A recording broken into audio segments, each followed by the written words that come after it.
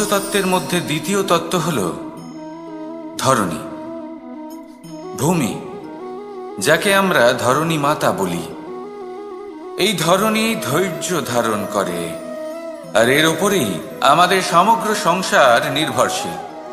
কারণ এই ভূমি সহ্য ক্ষমতা রাখে, এর সহ্য ক্ষমতা হলো অপরিসীম।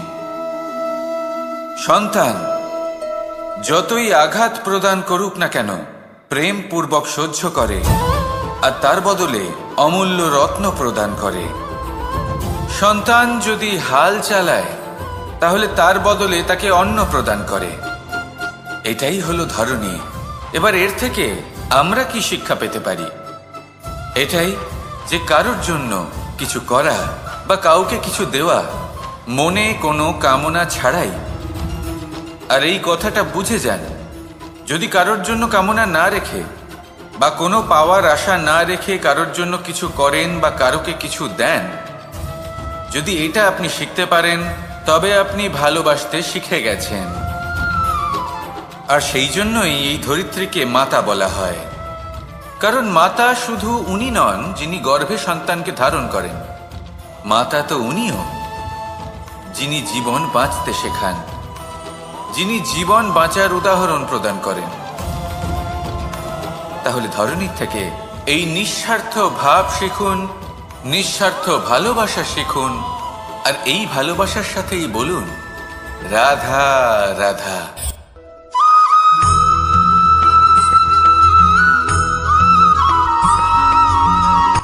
কথায় আছে, অন্ধকারে প্রদীপ প্রজ্বলিত করলে চতুর্দিক আলোকিত হয়।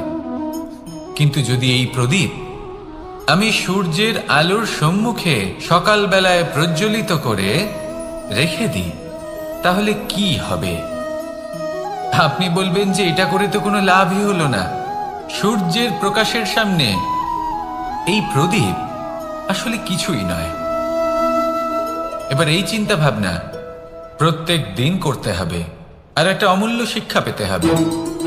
মনে করুন যে আপনি মহাপুরুষের সামনে বসে আছেন, কোনো মহাজ্ঞানীর সামনে।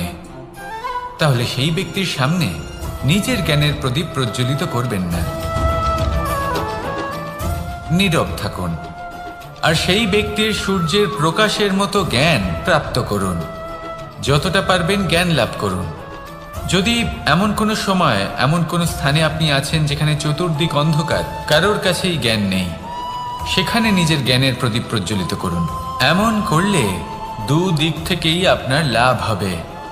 আপনার জ্ঞান প্রাপ্তিও হবে, আর জ্ঞানের সঠিক প্রয়োগও করতে পারবেন।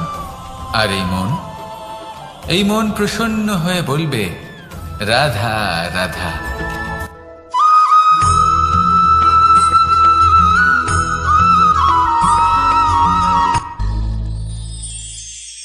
শিশিরের বিন্দু পাতার ওপর পড়ে আর তার গায়ে লেগে থাকে। পাতা তাকে শুষে নিতে পারে না, আর শেষ পর্যন্ত সে ঝরে পড়ে যায়। অন্যদিকে রয়েছে মেঘ এবং চাতক। এদের মধ্যে অনেক দূরত্ব থাকে। মেঘ থাকে আকাশে আর চাতক থাকে ধরিত্রীতে। কিন্তু যখন এই মেঘ থেকে বৃষ্টি ঝরে পড়ে, এই চাতক কিন্তু সেই জলই পান করে, নয়তো সে তৃষ্ণার্ত থেকে যায়। এবার অন্যদিকে দেখলাম শিশির বিন্দু আর পাতার এই সম্পর্ক। এরা খুব কাছাকাছি থাকে, ঘনিষ্ঠও থাকে। অন্যদিকে রয়েছে মেঘ এবং চাতকের সম্পর্ক, যাদের মধ্যে অনেক দূরত্ব থাকা সত্ত্বেও তারা খুব ঘনিষ্ঠ, তাই না? এই সারমর্ম খুব সরল। এই নৈকট্য, এই দূরত্ব, তা আপনার সম্পর্কে প্রভাব কিছুতেই ফেলতে পারে না। এই নৈকট্য, এই দূরত্ব, এইসব হলো শুধুমাত্র মনের ব্যাপার। কখনো আপনি অনুভব করেছেন আপনি কারোর থেকে অনেক অনেক দূরে আছেন, অনেক দূরে আছেন, তাও সেই ব্যক্তির প্রতি আপনি টান অনুভব করেন। সেখানে আপনি কারোর সাথে প্রত্যেক দিন অতিবাহিত করেন, সমস্ত জীবন অতিবাহিত করেন, সব থেকে বেশি সময় তার সাথে অতিবাহিত করেন, তাও তার প্রতি সেই টান অনুভব করেন না। এই সংকেত হলো মনের দূরত্বের। তাহলে মনের এই দূরত্ব দূর করুন আর আমার সাথে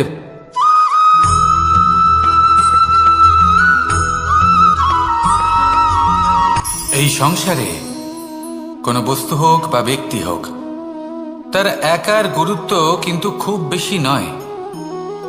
একটা উদাহরণ হিসেবে বৃষ্টির ফোঁটাকে ভেবে দেখুন। যদি একটি বৃষ্টির ফোঁটা হয় তাহলে তার খুব বেশি গুরুত্ব থাকে না, কিন্তু যখন সহস্র বৃষ্টির ফোঁটা মেঘের মধ্যে দিয়ে ঝরে পড়ে তখন সেটা বর্ষার রূপ ধারণ করে। সেই বর্ষা যা এই প্রকৃতিকে শান্ত করে। সেইভাবেই পাথরের ছোট টুকরো তার খুব বেশি গুরুত্ব থাকে না, কিন্তু যখন অসংখ্য পাথরের টুকরো একত্রিত হয় তখন তা পর্বতের আকার ধারণ করে। সেইভাবেই কিছু মানুষ যখন একত্রিত হন তখন তৈরি হয় পরিবার, কিছু পরিবার যখন একত্রিত হয় তখন তৈরি হয় সমাজ, যখন অনেক সংখ্যক সমাজ একত্রিত হয় তখন তৈরি হয় রাজ্য। এবার এই রাজ্যের সবথেকে গুরুত্বপূর্ণ ব্যক্তি হতে পারেন রাজা, কিন্তু তাও সেই রাজা একা কিছু করতে পারেন না। যুদ্ধ লড়ার সময় তারও নিজের সৈন্যদলকে প্রয়োজন পড়ে। কিন্তু এই সংসারে এমন একজন ব্যক্তি আছেন যিনি একাই সব কাজ করতে থাকেন, এবং সেই ব্যক্তি হলেন মা। আমাদের জীবনে একজন পিতার ভূমিকা কিন্তু নিঃসন্দেহে অমূল্য, কিন্তু আমাদের সকলের জীবনে যে ভূমিকা একজন মায়ের তা অন্য কারোর থাকে না। একজন মা একাই সন্তানকে বড় করতে পারেন, সংস্কারী করে তুলতে পারেন, তার জন্য পরিশ্রম করেন। আর এত কিছু কাজ করার পরেও তার কাজের জন্য তিনি প্রশংসা অবশ্য পান না। উল্টে যদি সেই সন্তান অনুচিত পথে চালিত হয়, অনুচিত কর্ম করে, তখন সেই মাকেই অপবাদের পাত্র হয়ে উঠতে হয়। আমাদের জীবনে মায়ের যোগদান কতটা সেটা বুঝুন। আপনাকে বড় করে তোলার জন্য উনি কতটা পরিশ্রম করেছেন সেটা বুঝুন। আজ থেকে, এখন থেকে, এই মুহূর্ত থেকে মাকে সম্মান করতে শিখুন। যখন সময় পাবেন, যখন সুযোগ হবে, তখন তার প্রশংসা করুন, ওনারও ভালো লাগবে। আর মায়ের এই মমতার জন্য, তার এই ভূমিকার জন্য আসুন সবাই মিলে আমরা তাকে প্রণাম করি, আর সকলে মিলে ভালোবেসে বলি, রাধা রাধা।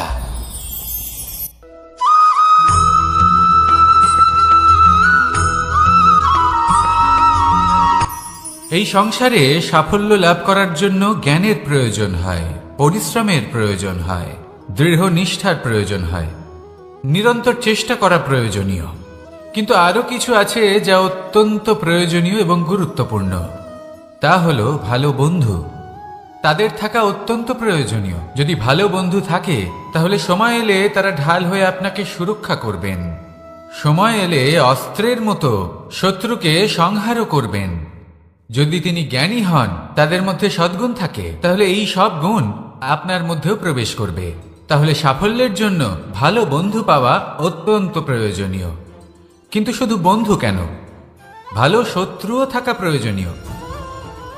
এবার আপনি ভাববেন, আমি কি বললাম? যদি আপনার জীবনেও ভালো অর্থাৎ শক্তিশালী শত্রু থাকে, তাহলে আপনিও শক্তিশালী হতে থাকবেন। এই শত্রু আপনাকে প্রেরিত করবে আরো বেশি শক্তিশালী হয়ে ওঠার। কখনো কোনো হরিণকে দেখুন, তীব্র গতিতে দৌড়তে থাকে। কেন তীব্র গতিতে দৌড়য়? এই কারণে নয় যে কোথাও তার জন্য মধুর ঘাস অপেক্ষা করে রয়েছে, না। সে এই কারণে তীব্র গতিতে দৌড়য় কারণ সেটা না করলে তার পেছনে একটি সিংহ আছে যে ওকে নিজের ভোজন করে ফেলবে। তাই জীবনে বিপদ, সংকট, এই সব কিছুও হলো অত্যন্ত গুরুত্বপূর্ণ। তার সম্মুখীন হতে শিখুন, আর আমার সাথে ভালোবেসে বলুন, রাধা রাধা।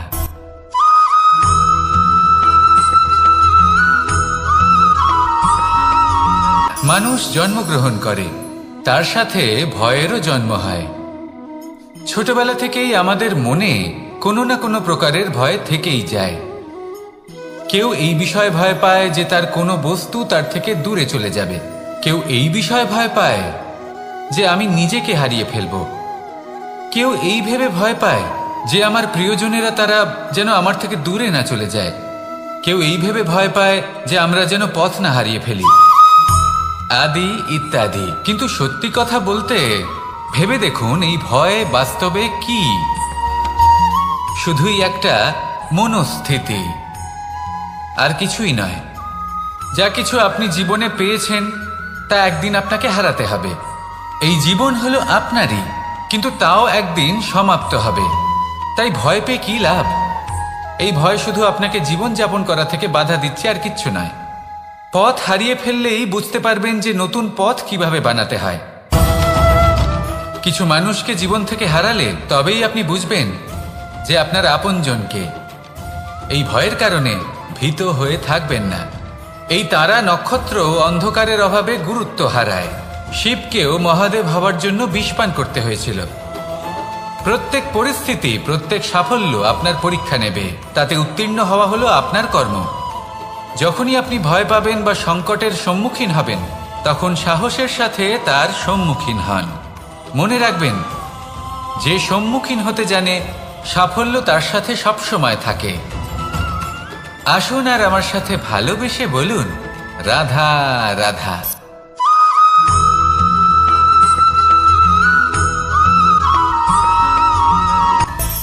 মানুষের মধ্যে একটা বিচিত্র প্রবৃত্তি থাকে, অন্য সকলের বিষয়ে, তাদের জীবনের বিষয়ে, তাদের ব্যক্তিত্বের বিষয়ে, তাদের ভবিষ্যতের বিষয়ে অনুমান করা।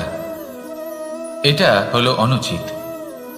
কারোর অতীতকালকে দেখে লোকে ভবিষ্যৎ বলে দিতে পারেন, বর্তমানকে দেখে ভবিষ্যতের বিষয়ে অনুমান করে ফেলেন। উদাহরণ দিতে হলে বলবো, কোনো দাসকে দেখুন, ওকে দেখে লোকে বলে যে ওর ভবিষ্যৎ সেটাই হতে পারে, অনুমান করে ফেলেন। আর এই রাজাকে দেখুন, উনি তো কত সুখী হবেন, উনি তো জগতের সব থেকে অধিক সুখী মানুষ, কত সুখ সুবিধা আছে ওনার কাছে, ধারণা করে ফেলেন। তবে সত্য তো এটাই যে কারোর ব্যক্তিত্বের বিষয়ে, তাদের ভবিষ্যতের বিষয়ে আপনি পূর্ণ সত্য কখনোই বলতে পারবেন না, শুধু অনুমান করতে পারবেন। আর এই অনুমান করে সত্যি কোনো লাভ হয় না, কারণ এই কাল সেটা হলো অত্যন্ত শক্তিশালী। কালো থেকে কালোতর কয়লাকেও হীরেতে পরিণত করতে পারে, অনেক বড় বড় রাজাকেও বিদূষক বানিয়ে ফেলতে পারে এক মুহূর্তেই।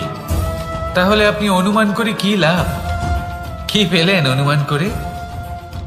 সেই জন্য কারোর বিষয়ে কোনো অনুমান করবেন না, তার ভবিষ্যতের বিষয়ে অনুমান করতে যাবেন না, কারোর বিষয়ে কোনো ধারণা করে নেবেন না। কিছু করতে হলে ভালোবাসুন, সবার মধ্যে ভালোবাসা ছড়ান, সবার মধ্যে ধন্যাত্মক ভাব ছড়ান। এই মন প্রসন্ন হয়ে বলবে, রাধা রাধা।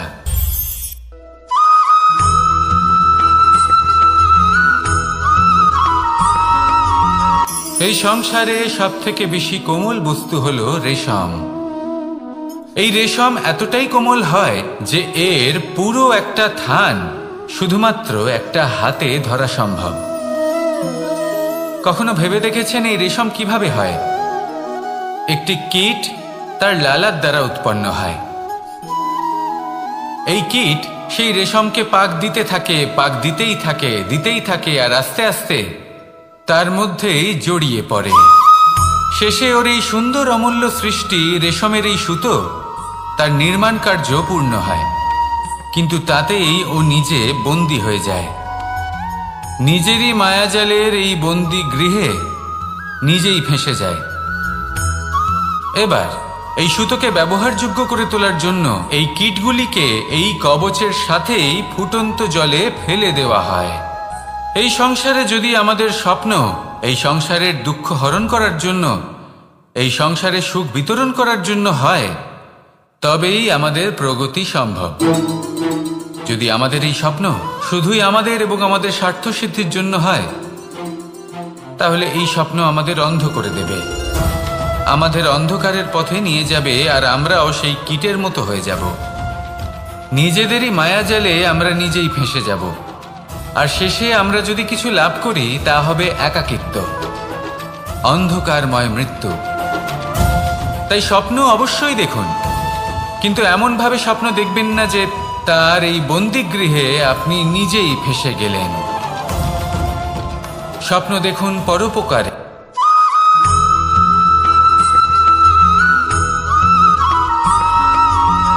এই সংসারে প্রত্যেক মানুষ এটাই চান যে তিনি যেন ধনবান হন, আর্থিক অবস্থা তার ভালো থাকে, ওনার বাড়িতে লক্ষ্মীর আগমন হয়। কিন্তু সেটা হবে কি করে, সেটাই হলো প্রশ্ন। কেউ বলেন যে যদি পরিশ্রম করো তাহলে ধন অর্জন সম্ভব, কেউ বলেন যে যদি বিদ্যা লাভ হয় তবেই ধন অর্জন সম্ভব, কেউ বলেন যে যদি বলশালী হও তবেই সম্পন্ন থাকবে। ভালো কথা, যদি তাই হয়ে থাকে, তবে দিনমজুর সারা দিন পরিশ্রম করেন, তিনি কেন ধনী হন না? অনেকজন বিদ্বান মানুষ আছেন এই সংসারে, তারা কেন ধনবান হন না? অনেক সংখ্যক বলশালী ব্যক্তি আছেন, তাদের কাছে ধন নেই কেন? তাদের কেন ধনের অভাব হয়? আবার এমনও কিছু মানুষ আছেন যারা পরিশ্রম করেন, তারা দিনমজুর, কিন্তু তারা ধন অর্জন করতে পারেন। কিছু বিদ্বান ব্যক্তি আছেন যাদের কাছে অধিক মাত্রায় ধন রয়েছে, কয়েকজন বলশালী ব্যক্তি রয়েছেন যাদের কাছে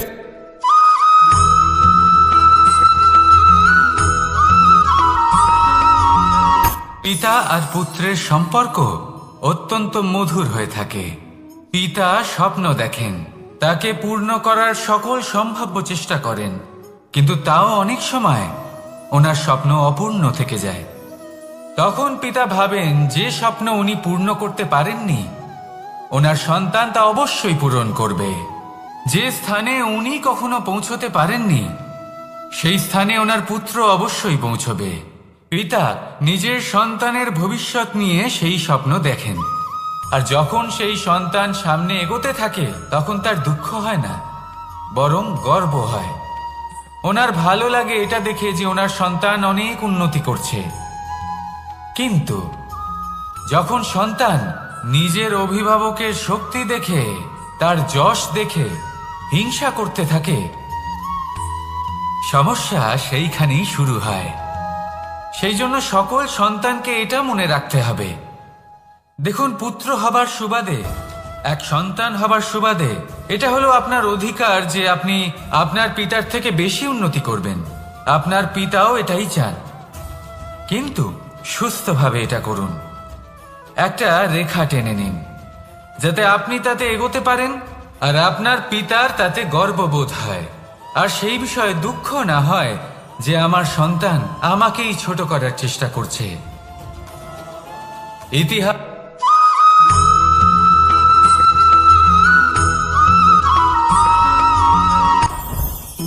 জীবনে কিছু শেখা অত্যন্ত গুরুত্বপূর্ণ। এবার কি কি শিখতে হবে সেই সব শেখানোর জন্য অনেক শিক্ষক রয়েছেন, কিন্তু কি শিখবেন না আর কি করবেন না, এটা আমাদের নিজের অভিজ্ঞতা দিয়ে শিখতে হয়। কিন্তু তার মানে এটা নয় যে যদি আপনাকে শিখতে হয় যে আগুনের তাপ কতটা, আপনাকে আগুনের মধ্যে হাত দিতে হবে না। অন্য কারোর অভিজ্ঞতা দ্বারাও শিখতে পারেন। প্রশ্ন শুধুমাত্র একটাই যে আপনি কি শিখতে চান নাকি চান না। যদি আপনি এটাই ভাবেন যে আমি শুধুই নিজের অভিজ্ঞতা দ্বারাই শিখতে চাই, তাহলে জীবনকাল ছোট মনে হবে, অনেক কিছুই শিখতে পারবেন না। তাই নিজের সাথে সাথে বড়দের অভিজ্ঞতার দ্বারাও শেখা শুরু করে দিন। এই সংসারের অভিজ্ঞতা দ্বারা শিখতে শুরু করে দিন।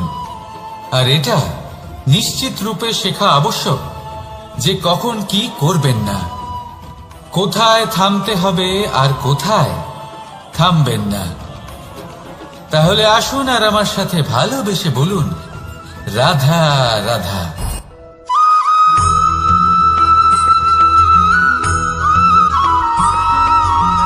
এই সংসারে সব থেকে বেশি কোমল বস্তু হলো রেশম।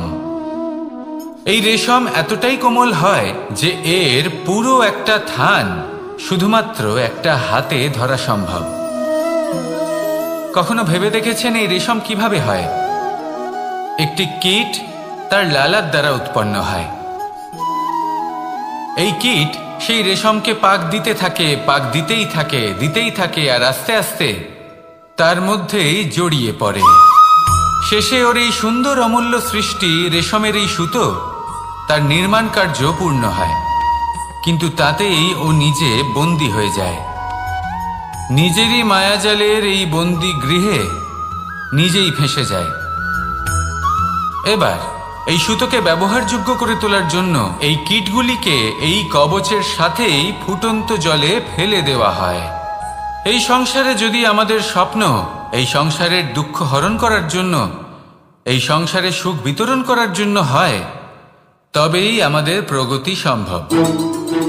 যদি আমাদের এই স্বপ্ন শুধুই আমাদের এবং আমাদের স্বার্থ সিদ্ধির জন্য হয়, তাহলে এই স্বপ্ন আমাদের অন্ধ করে দেবে, আমাদের অন্ধকারের পথে নিয়ে যাবে, আর আমরাও সেই কীটের মতো হয়ে যাব।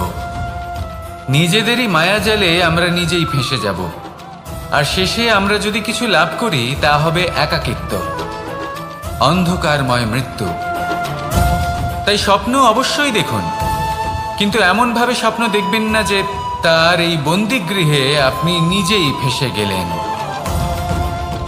স্বপ্ন দেখুন পরোপকারে।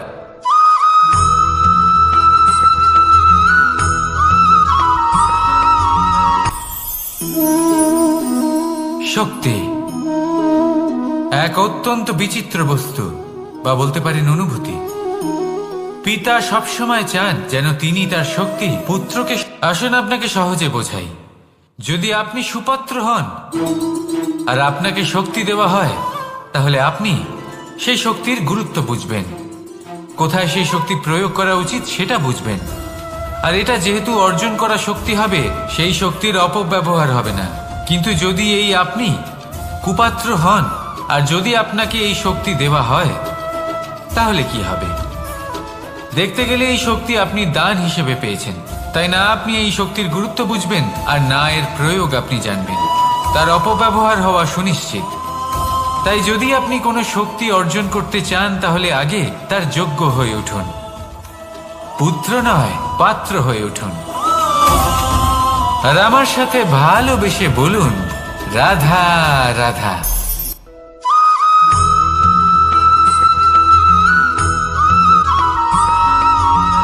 এই সংসারে প্রত্যেক মানুষ এটাই চান যে তিনি যেন ধনবান হন, আর্থিক অবস্থা তার ভালো থাকে, ওনার বাড়িতে লক্ষ্মীর আগমন হয়। কিন্তু সেটা হবে কি করে, সেটাই হলো প্রশ্ন। কেউ বলেন যে যদি পরিশ্রম করো তাহলে ধন অর্জন সম্ভব, কেউ বলেন যে যদি বিদ্যা লাভ হয় তবেই ধন অর্জন সম্ভব, কেউ বলেন যে যদি বলশালী হও তবেই সম্পন্ন থাকবে। ভালো কথা, যদি তাই হয়ে থাকে, তবে দিনমজুর সারা দিন পরিশ্রম করেন, তিনি কেন ধনী হন না? অনেকজন বিদ্বান মানুষ আছেন এই সংসারে, তারা কেন ধনবান হন না? অনেক সংখ্যক বলশালী ব্যক্তি আছেন, তাদের কাছে ধন নেই কেন? তাদের কেন ধনের অভাব হয়? আবার এমনও কিছু মানুষ আছেন যারা পরিশ্রম করেন, তারা দিনমজুর, কিন্তু তারা ধন অর্জন করতে পারেন। কিছু বিদ্বান ব্যক্তি আছেন যাদের কাছে অধিক মাত্রায় ধন রয়েছে, কয়েকজন বলশালী ব্যক্তি রয়েছেন যাদের কাছে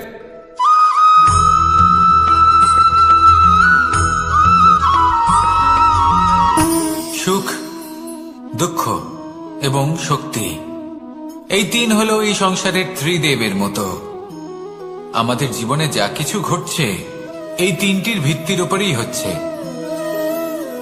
আসলে এই সংসারের একটা নিয়ম আছে, যখনই আপনি কিছু লাভ করেন, এই সংসার আপনার পরীক্ষা নেয়। এটা জানার জন্য আপনার পরীক্ষা নেয় যে আপনি যা কিছুই লাভ করেছেন, আপনি কি আদৌ সেটার যোগ্য কিনা। ঠিক সেইভাবেই এই সুখ, দুঃখ এবং শক্তি আপনার পরীক্ষা নিয়ে থাকে। যখন সুখ আসে তখন সে আপনার পরীক্ষা নেয় যে আপনার মধ্যে অহংবোধ জাগ্রত হয়নি তো। যদি অহংবোধ চলে আসে তাহলে সুখ সেখানেই সঙ্গ ত্যাগ করে।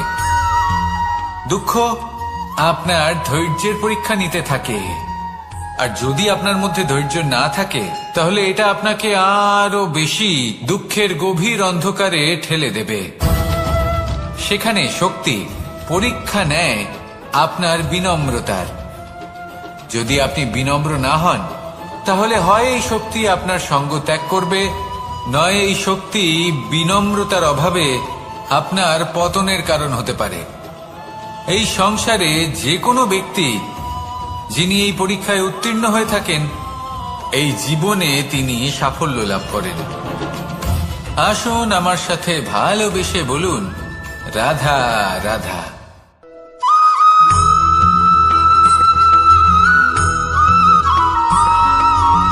পঞ্চতত্ত্বের মধ্যে দ্বিতীয় তত্ত্ব হল ধরণী, ভূমি, যাকে আমরা ধরণী মাতা বলি।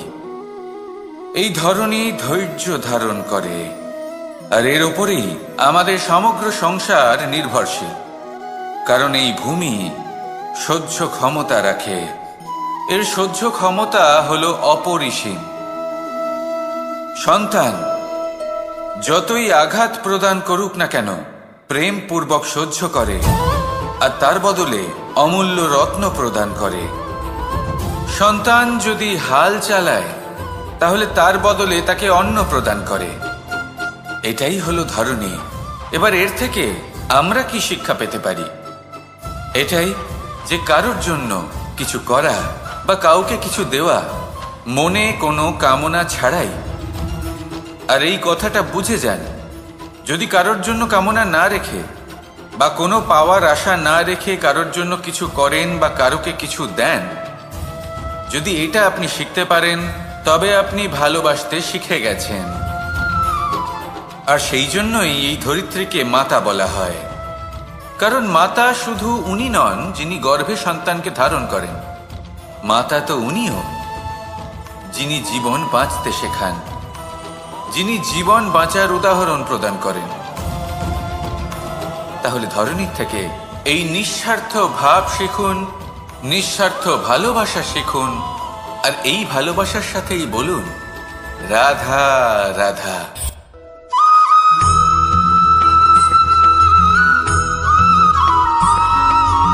মানুষ জন্মগ্রহণ করে, তার সাথে ভয়েরও জন্ম হয়। ছোটবেলা থেকেই আমাদের মনে কোনো না কোনো প্রকারের ভয় থেকেই যায়। কেউ এই বিষয়ে ভয় পায় যে তার কোনো বস্তু তার থেকে দূরে চলে যাবে, কেউ এই বিষয়ে ভয় পায় যে আমি নিজেকে হারিয়ে ফেলব, কেউ এই ভেবে ভয় পায় যে আমার প্রিয়জনেরা তারা যেন আমার থেকে দূরে না চলে যায়, কেউ এই ভেবে ভয় পায় যে আমরা যেন পথ না হারিয়ে ফেলি, আদি ইত্যাদি। কিন্তু সত্যি কথা বলতে, ভেবে দেখুন এই ভয় বাস্তবে কি? শুধুই একটা মনস্থিতি, আর কিছুই নয়। যা কিছু আপনি জীবনে পেয়েছেন তা একদিন আপনাকে হারাতে হবে। এই জীবন হলো আপনারই, কিন্তু তাও একদিন সমাপ্ত হবে। তাই ভয় পেয়ে কি লাভ? এই ভয় শুধু আপনাকে জীবনযাপন করা থেকে বাধা দিচ্ছে, আর কিচ্ছু নয়। পথ হারিয়ে ফেললেই বুঝতে পারবেন যে নতুন পথ কিভাবে বানাতে হয়। কিছু মানুষকে জীবন থেকে হারালে তবেই আপনি বুঝবেন যে আপনার আপনজনকে। এই ভয়ের কারণে ভীত হয়ে থাকবেন না। এই তারা নক্ষত্র অন্ধকারের অভাবে গুরুত্ব হারায়। শিবকেও মহাদেব হওয়ার জন্য বিষ পান করতে হয়েছিল। প্রত্যেক পরিস্থিতি, প্রত্যেক সাফল্য আপনার পরীক্ষা নেবে, তাতে উত্তীর্ণ হওয়া হলো আপনার কর্ম। যখনই আপনি ভয় পাবেন বা সংকটের সম্মুখীন হবেন, তখন সাহসের সাথে তার সম্মুখীন হন। মনে রাখবেন, যে সম্মুখীন হতে জানে সাফল্য তার সাথে সবসময় থাকে। আসুন আর আমার সাথে ভালোবেসে বলুন রাধা রাধা।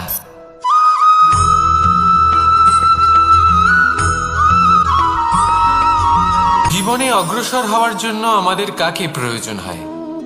মাতা পিতা, বন্ধু, প্রেম, সাহায্য, অর্থ, পরিশ্রম, আশা। ভিন্ন ভিন্ন মানুষ ভিন্ন ভিন্ন বিকল্প চয়ন করে। যদি আমি আপনাকে বলি, তাহলে জয় আর পরাজয়ের মন্ত্র দুটো শব্দের উপর নির্ভর করে, মেনে নেওয়া আর দৃঢ় হওয়া। যদি মেনে নেন তাহলে হেরে যাবেন, যদি দৃঢ় হন তাহলে নিশ্চিত রূপে জয়ী হবেন। যদি কখনো আপনি ক্লান্ত হয়ে ওঠেন, আপনি দুঃখী হন, পুরোপুরি ভেঙে পড়েছেন, তখন মেনে নেবেন না যে আপনি ভেঙে পড়েছেন, নয়তো হেরে যাবেন। তখন উল্টে স্থির করবেন যে যাই হয়ে যাক না কেন, আমি জয়ী হবই। আর আপনি দেখবেন যে জয় নিশ্চিত রূপে আপনার কাছেই আসবে। তাহলে এই কথা মনে রাখবেন আর আমার সাথে ভালোবেসে বলবেন রাধা রাধা।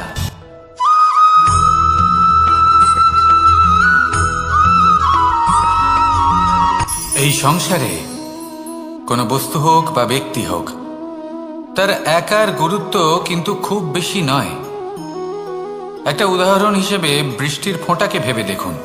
যদি একটি বৃষ্টির ফোঁটা হয় তাহলে তার খুব বেশি গুরুত্ব থাকে না, কিন্তু যখন সহস্র বৃষ্টির ফোঁটা মেঘের মধ্যে দিয়ে ঝরে পড়ে তখন সেটা বর্ষার রূপ ধারণ করে।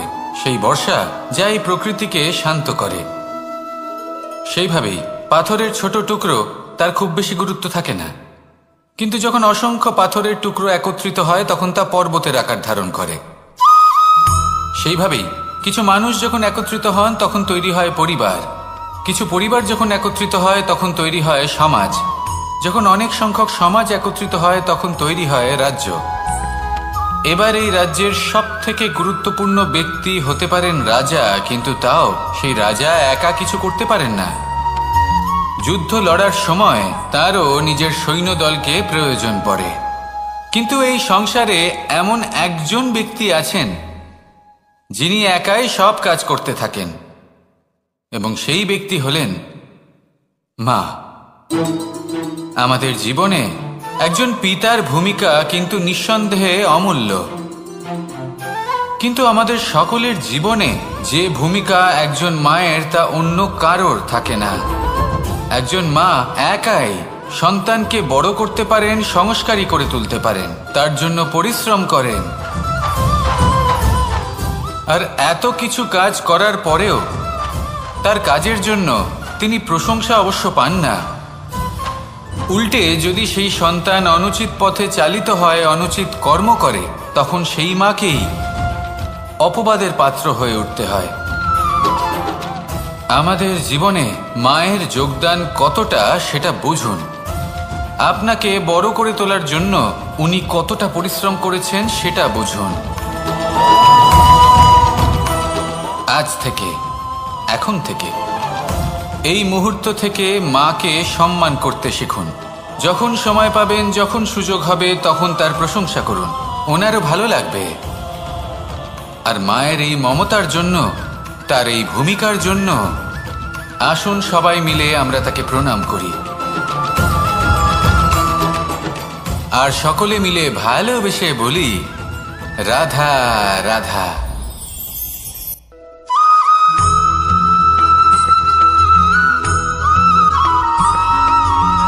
এই সংসারের সবথেকে গুরুত্বপূর্ণ তত্ত্ব কোনটা? প্রথম হলো সময়। জন্ম থেকে মৃত্যু পর্যন্ত এই যে সময়, এটাই তো হলো জীবন।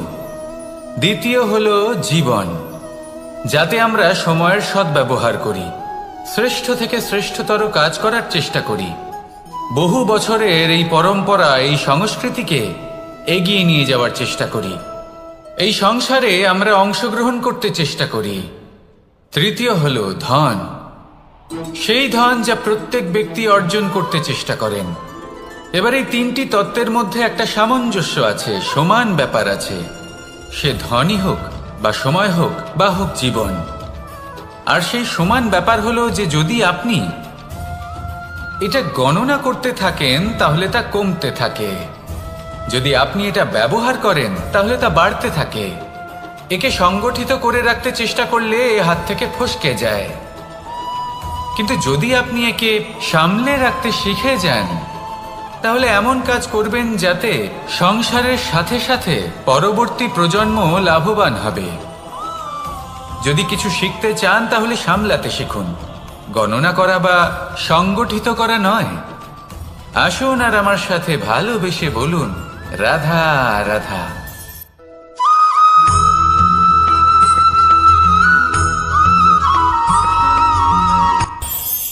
এই সংসারে আমরা প্রকাশ কোথা থেকে পাই? এর উত্তর বড়ই সরল। ভোরে যখন সূর্যোদয় হয় তখন প্রকাশের কিরণ আমাদের ঘরে এসে পৌঁছয়। এইভাবেই আমরা প্রকাশ লাভ করি। এবার এই প্রকাশের আলোতেই আমরা সারাদিনের কাজ সম্পন্ন করি। সন্ধে হয়ে যায়, সূর্যাস্তও হয়ে যায়, আর আমাদের ঘর যাতে অন্ধকার না হয় তার জন্য আমরা একটা প্রদীপ প্রজ্বলিত করি। এটাই ঘটে আমাদের জীবনেও। এবার প্রবাহমান আয়ুর সাথে আমরা আমাদের অন্তরে যদি একটা প্রদীপ প্রজ্বলিত করে নিই তাহলে বিষয়টাই অন্যরকম হবে। এবার আপনি বলবেন কোন প্রকাশের কথা বলছি যা আমাদের অন্তরে জাগ্রত করা সম্ভব? আমাদের আত্মার মাঝে প্রেমের প্রকাশ জাগ্রত করার কথা বলছি। কারণ আমাদের এই জীবন এও হলো দিনের আলোর মতো। আজ প্রকাশ আছে, কিন্তু কোনোদিন অবশ্যই অস্ত হবে। কিন্তু অস্ত হবার আগে যদি আমরা আমাদের আত্মার মাঝে প্রেমের এই প্রকাশ উজ্জ্বলিত করে নিই, তাহলে আমাদের সন্ধ্যাকালও আমরা আনন্দে এবং প্রেমে যাপন করব। তাহলে আসুন আর আমার সাথে ভালোবেসে বলুন, রাধা রাধা।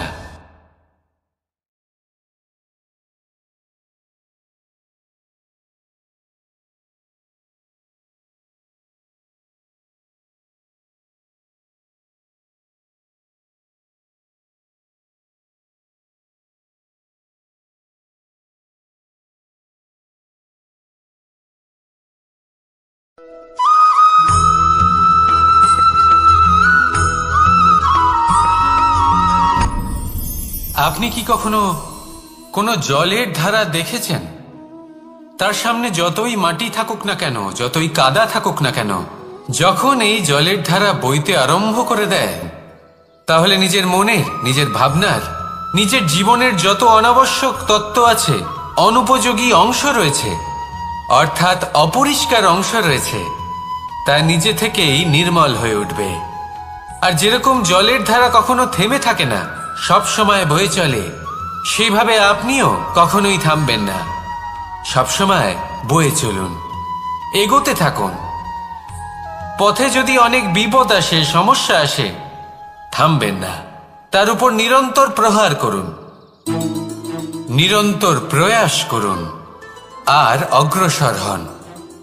আপনি ভেবে দেখুন, এই জলের ধারা কখনো থেমে থাকে না, সবসময় বয়ে চলে, বিপদের সম্মুখীন হয়ে তাকে সাথে বয়ে নিয়ে চলে।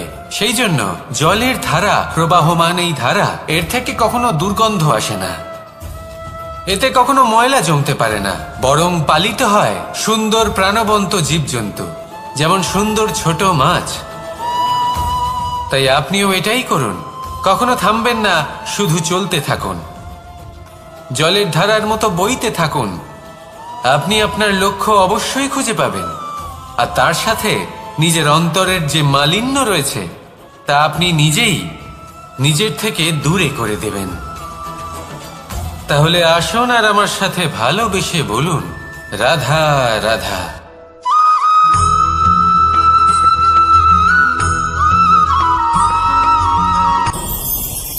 ভয়ের সাথে আমরা সবাই পরিচিত, কষ্টও আমরা সবাই পেয়েছি। কখনো কখনো আমরা অসুস্থ হয়ে পড়ি, আর এমন সময় হলে মাতার মমতা, কখনো বাবার স্নেহ, কখনো বন্ধুদের পাশে থাকার অনুভূতি আমাদের রোগ নিরাময়ে সাহায্য করে। কখনো যদি আমরা নিরাশ হয়ে পড়ি, তখন যদি আমাদের কোনো আপনজন আমাদের দুটো ভালো কথা বলে, তখন আমাদের মনোবল বেড়ে যায়।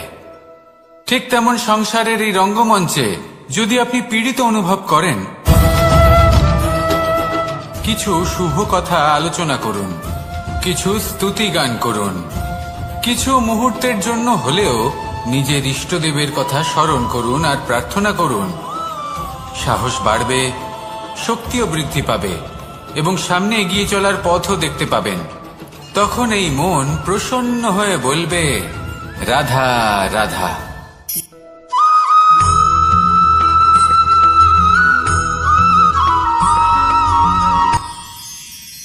মানুষ তার জীবনে দুই ধরনের পরিস্থিতিকে খুব ভয় পায়।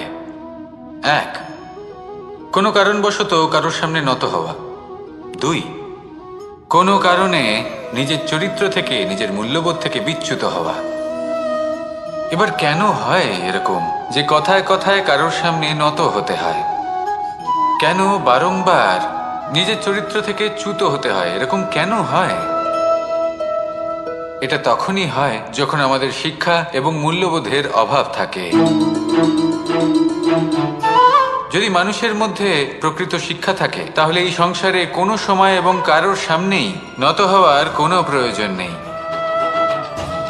যদি মানুষের মধ্যে মূল্যবোধ থাকে, তাহলে তাকে নিজের মূল্যবোধ বা চরিত্র থেকে বিচ্যুত হতে হয় না, তা সে যাই হয়ে যাক না কেন। কোনো বালককে যদি জন্ম থেকেই সুশিক্ষার অধিকারী করা হয়, শিক্ষিত করা হয়, মূল্যবোধের অধিকারী করা হয়, তবে সে এই সংসারে এমন কর্ম করবে যাতে সে নিজেকে, নিজের পরিবারকে, সমগ্র সমাজকে গর্বিত করতে পারে। শিক্ষা লাভ করুন, মূল্যবোধ লাভ করুন এবং আমার সাথে ভালোবেসে বলুন, রাধা রাধা।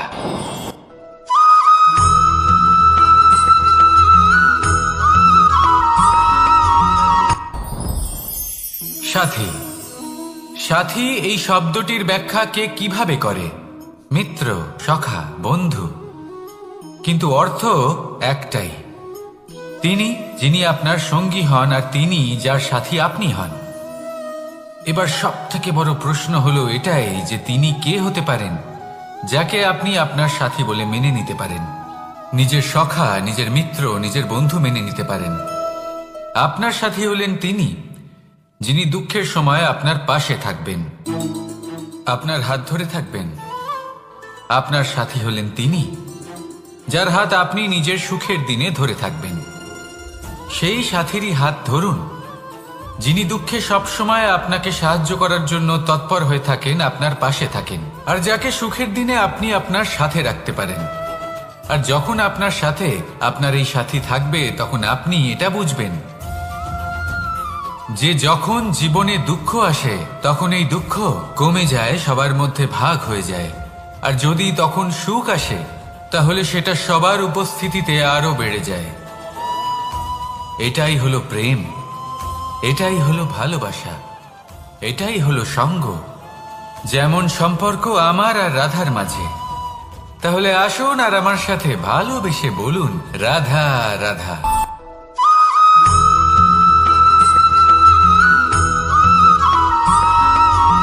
কখনো কখনো আমরা ভাবি যে কোনো ব্যক্তি যিনি ধর্মের পথে চলেছেন, যদি তার দ্বারা কোনো ভুল হয়ে থাকে তাহলে নিয়তি তাকে সেই মুহূর্তেই কঠোর শাস্তি দেন। কিন্তু সেই সব মানুষ যারা সংসারের সব থেকে বড় অধর্মী, বহু নিকৃষ্ট মানের কাজ করেন, তাদের নিয়তি অনেক সুযোগ দেন। তাদের নিয়তি এরকম কঠোর প্রহার করেন না।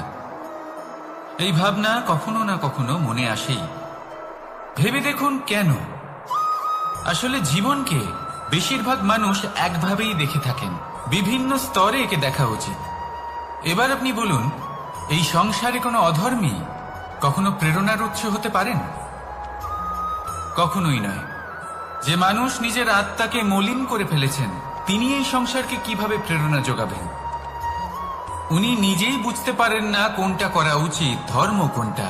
তাই নিয়তি তাকে একটা সুযোগ দেন, এটা বোঝার সুযোগ দেন যে কোনটা উচিত, কোনটা ধর্ম। সুযোগ দেন নিজের বিবেক জাগিয়ে তোলার, তাকে সুযোগ দেন নিজের অন্তরাত্মার ডাক শোনার। যখন তাতেও কাজ হয় না তখন নিয়তির কাছে একটাই পথ বাকি থাকে, আর তা হল মহাবিনাশ। মহাবিনাশ হয়তো দেরিতেই আসতে পারে, কিন্তু তা অবশ্যই আসবে। আর যখন মহাবিনাশ আসে তখন মহাবিনাশের যন্ত্রণা সমগ্র মানব জীবনের যন্ত্রণার থেকে অনেক বেশি হয়। এই কথাটা সবসময় মনে রাখবেন। আর অন্যদিকে যে মানুষ ধর্মের পথে চলছেন তার দ্বারা যদি কোনো ভুল হয়ে থাকে তখন নিয়তি তার পরীক্ষা নেন। কিছুক্ষণের জন্য মানুষের মনে হতে পারে নিয়তি তাকে কঠোর শাস্তি দিয়েছেন,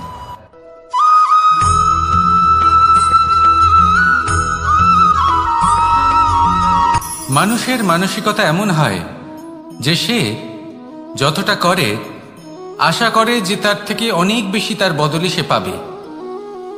দেখুন, সবকিছুই আপনার ভাবনা চিন্তার উপর নির্ভর করছে।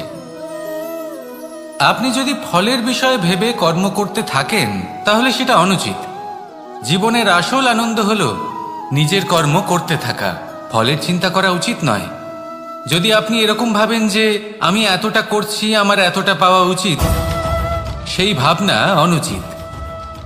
যদি আপনি সেবার মানসিকতা নিয়ে কর্ম করতে থাকেন, কর্মচক্রে প্রবাহিত হন, যদি আপনি এমন ভাবনা রাখেন যে আমি এতটা পাচ্ছি তাই এর থেকে অনেক বেশি আমি কর্ম করব, তাহলে নিশ্চিতরূপে আপনি যতটা করছেন তার থেকে অনেক বেশি আপনি পাবেন, আপনার আশার থেকে অনেক বেশি আপনি পাবেন। শুধু জীবনে অনেক বেশি কাজ করতে থাকুন, ফলের চিন্তা করবেন না। আর মনে রাখবেন, এই ভাবনাই সব থেকে বড় বীজ। কর্মের উপর বিশ্বাস রাখুন, জীবনে যা যা আপনি চান সবই সুখময় হবে। আসুন আর আমার সাথে ভালোবেসে বলুন, রাধা রাধা।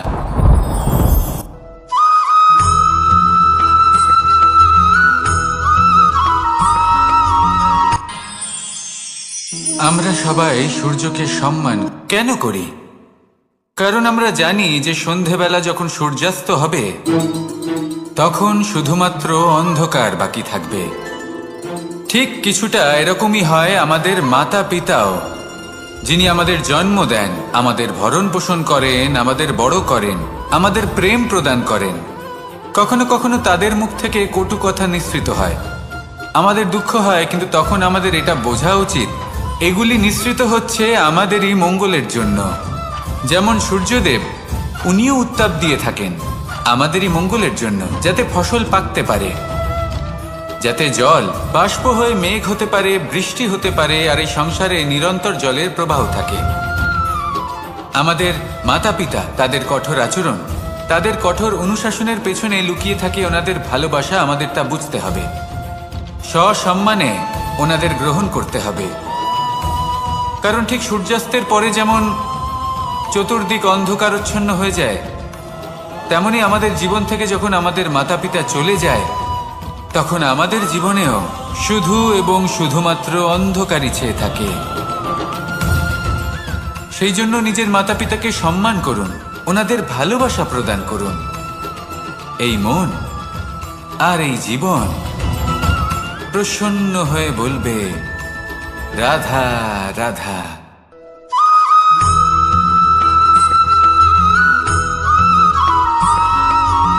এই সংসারে কখনো কোনো ব্যক্তিকে তার বাইরের পোশাক দেখে বিচার করার চেষ্টা করবেন না, এটা খুব বড় ভুল করবেন।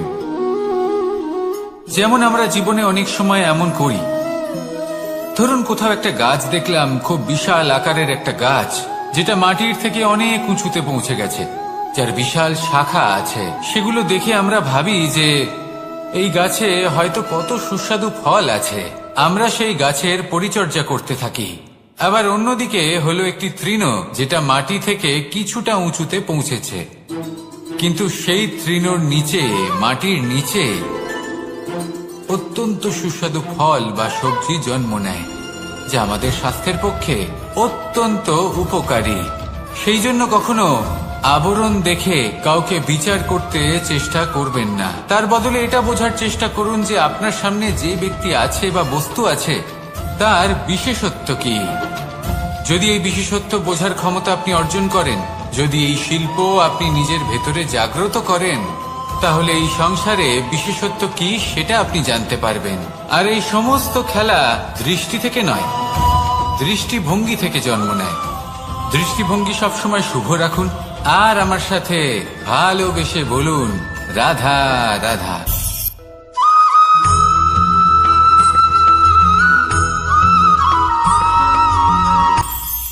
এটা হলো ধান গাছ। এর থেকে যে চাল উৎপন্ন হয় তা মানুষ গ্রহণ করেন। আর এটা কি? এ হলো জংলি ঘাস। একবার ভেবে দেখুন, যদি এই জংলি ঘাস ধান গাছের আশেপাশে থাকে তাহলে কি হবে? ধান উৎপন্ন হতে পারবে? তা উৎকৃষ্ট হতে পারবে? আমরা কি তা গ্রহণ করতে পারবো? কখনোই নয়। এই জংলি ঘাস ধানকে নষ্ট করে দেবে, কিন্তু নিজে জীবিত থাকবে। এটাই হলো আজকের শিক্ষা। এই সংসারে যদি আপনি নীতির পথে চলতে চান, উচিত কর্ম করতে চান, সংসারকে সেবা করতে চান, তাহলে জংলি ঘাসের মতো ব্যক্তিদের থেকে সবসময় দূরে থাকতে হবে। সেই ব্যক্তি যারা দুর্নীতি এবং মিথ্যা দ্বারা পরিপূর্ণ, যাদের ব্যবহার অশুভ, যাদের অনেক অশুভ গুণ রয়েছে, তারা সঠিক নয়। সেই সকল ব্যক্তি যাদের চরিত্র অত্যন্ত দুষ্ট হয়, তারা হয় শুভ চরিত্রের ব্যক্তিকে একদম নষ্ট করে দেয়, নয় নিজের মতো বানিয়ে তোলে। তাই যদি আপনি নীতির পথে চলতে চান, এই সংসারের জন্য শুভ কর্ম করতে চান, তাহলে সেই সঙ্গ লাভ করুন যে সঙ্গ জ্ঞানে পরিপূর্ণ, যাদের মধ্যে অনেক গুণ আছে, যাদের থেকে প্রতিদিন কিছু শিখতে পারবেন, এমন ব্যক্তির সাথে জীবন অতিবাহিত করুন। দুরাচারীদের থেকে দূরে থাকুন, তবেই এই মন প্রসন্ন হয়ে বলবে, রাধা রাধা।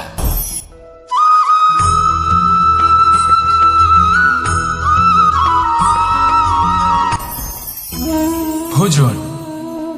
এবার ভোজন সংগ্রহ করার জন্য মানুষ কি না করেন, সব সময় চেষ্টা করতে থাকেন। ফসল উৎপাদনের জন্য অনেক পরিশ্রম করতে থাকেন, কিন্তু অনেক সময় অনেক পরিশ্রম করার পরেও ফসল ভালো উৎপাদন হয় না। এর কারণ কি?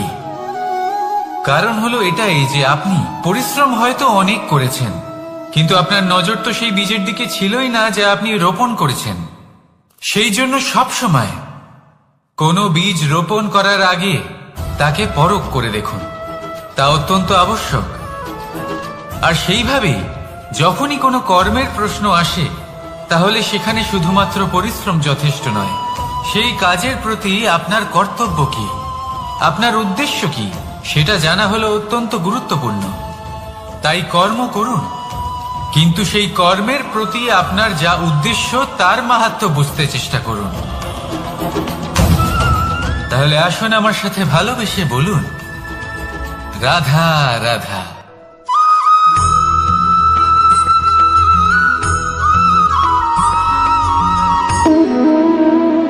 সম্পর্ক হলো আমাদের জীবনের একটি আধার। কিছু সম্পর্ক এমন যা আমরা জন্মসূত্রে লাভ করি, যেমন পরিবার, মা, বাবা। কিছু সম্পর্ক আছে যা আমরা জীবনে অর্জন করে থাকি, তা সে প্রেমের হোক, স্নেহের হোক বা বন্ধুত্বের। এই সকল সম্পর্ক লাভ করার বা গড়ে তোলার 5টি ধাপ রয়েছে। প্রথম ধাপ, কোনো ব্যক্তির সাথে আলাপ হওয়া, তার সাথে কথা বলা বা তাকে দেখা। দ্বিতীয় ধাপ, সে ব্যক্তিকে আমাদের ভালো লাগা। তৃতীয় ধাপ,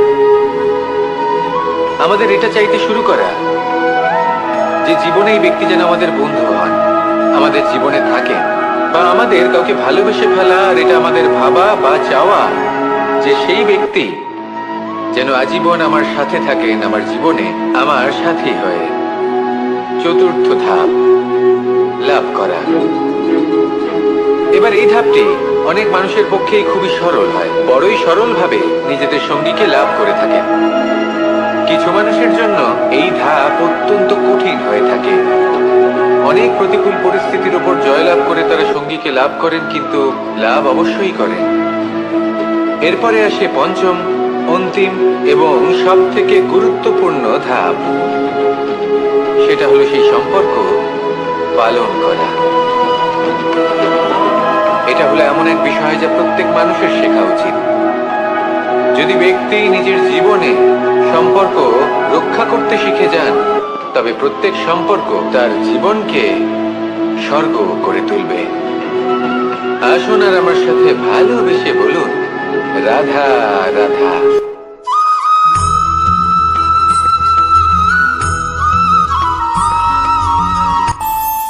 আমাদের মনে যখন কোনো প্রশ্ন ওঠে, কোনো দ্বন্দ্ব জাগে, তখন আমরা যাই আমাদের গুরুর কাছে, আমাদের আরাধ্যের কাছে গিয়ে জিজ্ঞেস করি। এইভাবেই একদিন আমি পৌঁছলাম আমার আরাধ্যের কাছে, আমার মহাদেবের কাছে, আর ওনাকে প্রশ্ন করলাম যে মহাদেব, জীবনে আনন্দ পাওয়ার, উৎসব পালনের, প্রেম ভাগ করে নেবার, জীবনকে উপভোগ করে নেওয়ার সর্বশ্রেষ্ঠ সময় কোনটা? মহাদেব হাসলেন আর উনি বললেন, জীবনে উৎসব পালনের সব থেকে শ্রেষ্ঠ দিন হল মৃত্যুর ঠিক আগের দিনটা। প্রেম ভাগ করে নেওয়ার সব থেকে শ্রেষ্ঠ মুহূর্ত হল মৃত্যুর ঠিক আগের মুহূর্ত। জীবনকে উপভোগ করে নেওয়ার সর্বশ্রেষ্ঠ প্রহর হল মৃত্যুর 1 প্রহর পূর্বে।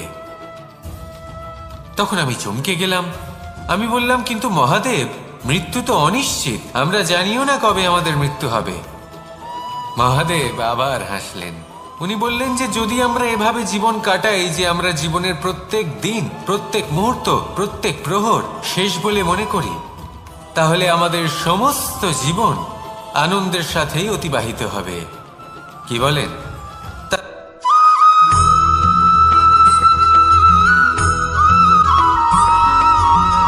এই সংসারে কোনো বস্তু হোক বা ব্যক্তি হোক, তার একার গুরুত্ব কিন্তু খুব বেশি নয়। একটা উদাহরণ হিসেবে বৃষ্টির ফোঁটাকে ভেবে দেখুন। যদি একটি বৃষ্টির ফোঁটা হয় তাহলে তার খুব বেশি গুরুত্ব থাকে না, কিন্তু যখন সহস্র বৃষ্টির ফোঁটা মেঘের মধ্যে দিয়ে ঝরে পড়ে তখন সেটা বর্ষার রূপ ধারণ করে। সেই বর্ষা যা এই প্রকৃতিকে শান্ত করে।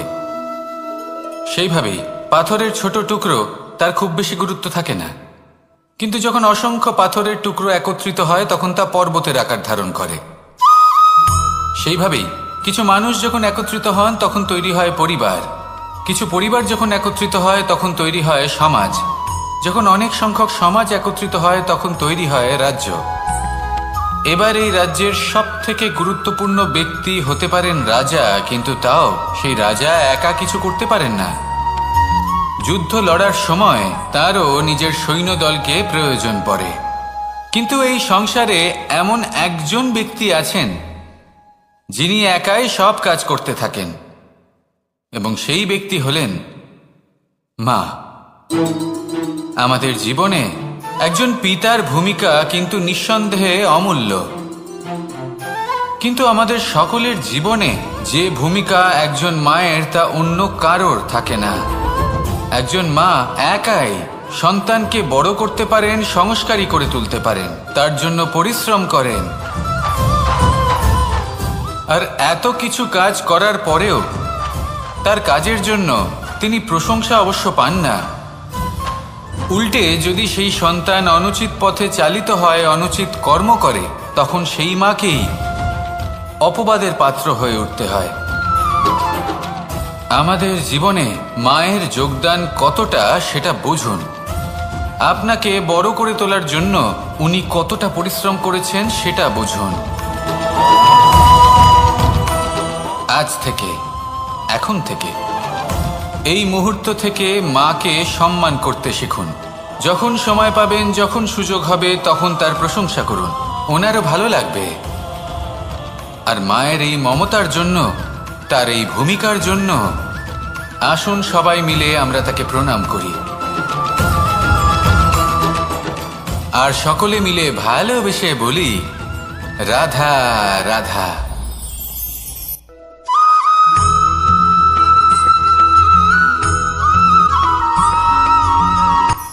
এই সংসারে সাফল্য লাভ করার জন্য জ্ঞানের প্রয়োজন হয়, পরিশ্রমের প্রয়োজন হয়, দৃঢ় নিষ্ঠার প্রয়োজন হয়, নিরন্তর চেষ্টা করা প্রয়োজনীয়। কিন্তু আরো কিছু আছে যা অত্যন্ত প্রয়োজনীয় এবং গুরুত্বপূর্ণ। তা হলো ভালো বন্ধু।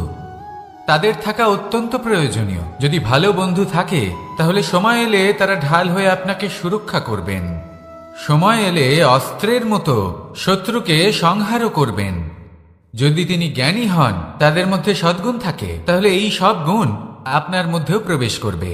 তাহলে সাফল্যের জন্য ভালো বন্ধু পাওয়া অত্যন্ত প্রয়োজনীয়। কিন্তু শুধু বন্ধু কেন, ভালো শত্রুও থাকা প্রয়োজনীয়। এবার আপনি ভাববেন, এ আমি কি বললাম?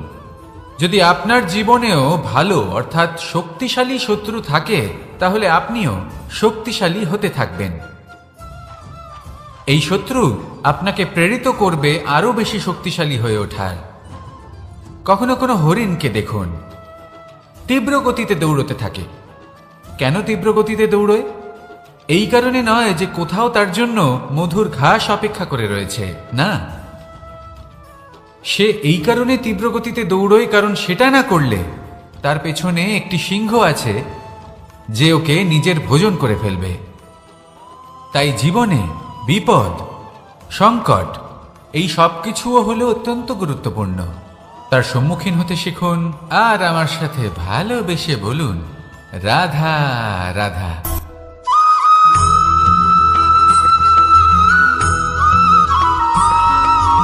কথায় আছে, প্রত্যেক পুত্র তার পিতার প্রতিচ্ছবি হয়, আর সমস্ত প্রতিচ্ছবি চায় যেন সে তার অস্তিত্ব প্রাপ্ত করতে পারে।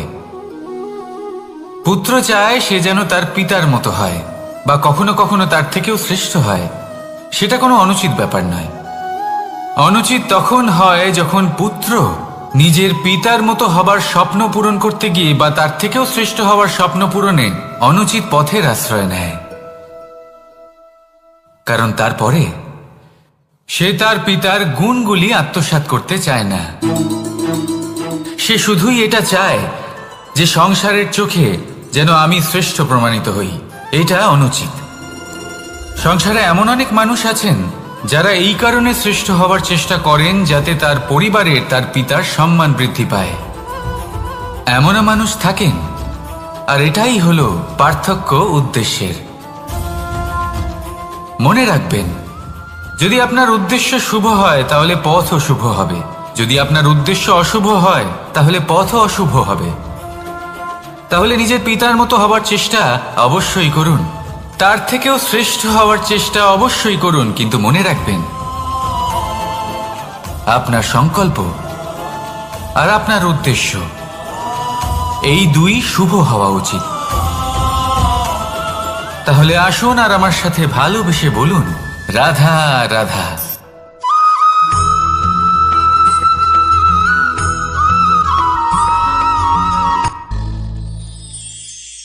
শিশিরের বিন্দু পাতার ওপর পড়ে আর তার গায়ে লেগে থাকে। পাতা তাকে শুষে নিতে পারে না, আর শেষ পর্যন্ত সে ঝরে পড়ে যায়। অন্যদিকে রয়েছে মেঘ এবং চাতক। এদের মধ্যে অনেক দূরত্ব থাকে। মেঘ থাকে আকাশে আর চাতক থাকে ধরিত্রীতে। কিন্তু যখন এই মেঘ থেকে বৃষ্টি ঝরে পড়ে, এই চাতক কিন্তু সেই জলই পান করে, নয়তো সে তৃষ্ণার্ত থেকে যায়। এবার অন্যদিকে দেখলাম শিশির বিন্দু আর পাতার এই সম্পর্ক। এরা খুব কাছাকাছি থাকে, ঘনিষ্ঠও থাকে। অন্যদিকে রয়েছে মেঘ এবং চাতকের সম্পর্ক, যাদের মধ্যে অনেক দূরত্ব থাকা সত্ত্বেও তারা খুব ঘনিষ্ঠ, তাই না? এই সারমর্ম খুব সরল। এই নৈকট্য, এই দূরত্ব, তা আপনার সম্পর্কে প্রভাব কিছুতেই ফেলতে পারে না। এই নৈকট্য, এই দূরত্ব, এইসব হলো শুধুমাত্র মনের ব্যাপার। কখনো আপনি অনুভব করেছেন আপনি কারোর থেকে অনেক অনেক দূরে আছেন, অনেক দূরে আছেন, তাও সেই ব্যক্তির প্রতি আপনি টান অনুভব করেন। সেখানে আপনি কারোর সাথে প্রত্যেক দিন অতিবাহিত করেন, সমস্ত জীবন অতিবাহিত করেন, সব থেকে বেশি সময় তার সাথে অতিবাহিত করেন, তাও তার প্রতি সেই টান অনুভব করেন না। এই সংকেত হলো মনের দূরত্বের। তাহলে মনের এই দূরত্ব দূর করুন আর আমার সাথে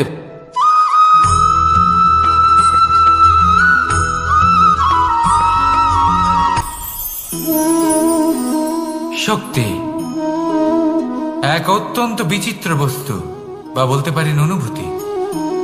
পিতা সবসময় চান যেন তিনি তার শক্তি পুত্রকে। আসুন আপনাকে সহজে বোঝাই।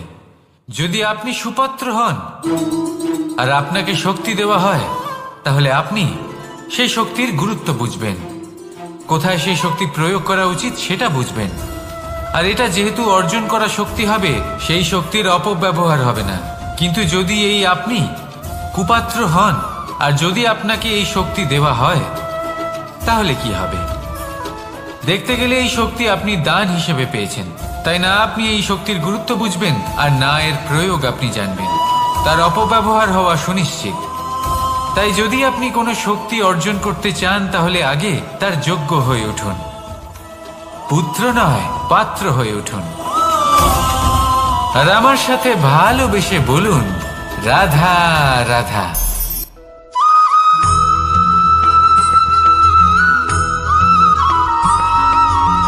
ভালো, শুধু ওনাদের কঠোর ব্যবহার দেখলে আমরা একটু ভয় পেয়ে যাই। এবার ওনাদের এই কঠোর ব্যবহার আমাদের ভালো না লাগলেও অত্যন্ত আবশ্যক, কারণ মাতার থেকে আমরা যে শক্তি লাভ করি তা যেন নিয়ন্ত্রণ হারিয়ে বিধ্বংসী না হয়ে ওঠে। আমরা যেন কোনো কুপথে না চলে যাই, আমরা কখনো যেন দোষ না করে ফেলি। শুধু সেই জন্য পিতা এবং গুরু একটু কঠোর হয়ে ওঠেন, এবং ওনাদের এই কঠোর আচরণ ভবিষ্যতে গিয়ে আমরা অবশ্যই বুঝতে পারি। জীবনে কিছু বছর আমরা এগিয়ে যাই আর তারপর আমরা বুঝতে পারি যে বাবা এবং গুরু আমাদের যথেষ্ট ভালোবাসতেন, কিন্তু ওনাদের ভালোবাসার বহিঃপ্রকাশ আলাদা। প্রয়োজনীয় হলো এটা দেখার, এটা বোঝার যে শুরু থেকে আমাদের প্রতি ওনাদের আচরণ কেমন ছিল। ওনাদের কঠোর হওয়ার পেছনে ওনাদের ভালোবাসাটা বোঝার চেষ্টা করুন, ওনাদের চিন্তাটা বোঝার চেষ্টা করুন, ওনাদের পথপ্রদর্শনের আড়ালে আপনার ভবিষ্যতের জন্য যে পরিকল্পনা ওনারা করেছেন সেটা বোঝার চেষ্টা করুন। তখন আপনারা বুঝতে পারবেন ওনাদের ভালোবাসাকে। আপনার মনের মধ্যে আপনা থেকেই ওনাদের প্রতি সম্মান জেগে উঠবে। নিজের পিতা এবং নিজের গুরু এই দুজনের প্রতি কৃতজ্ঞতা প্রকাশ করুন আর আমার সাথে ভালোবেসে বলুন, রাধা রাধা।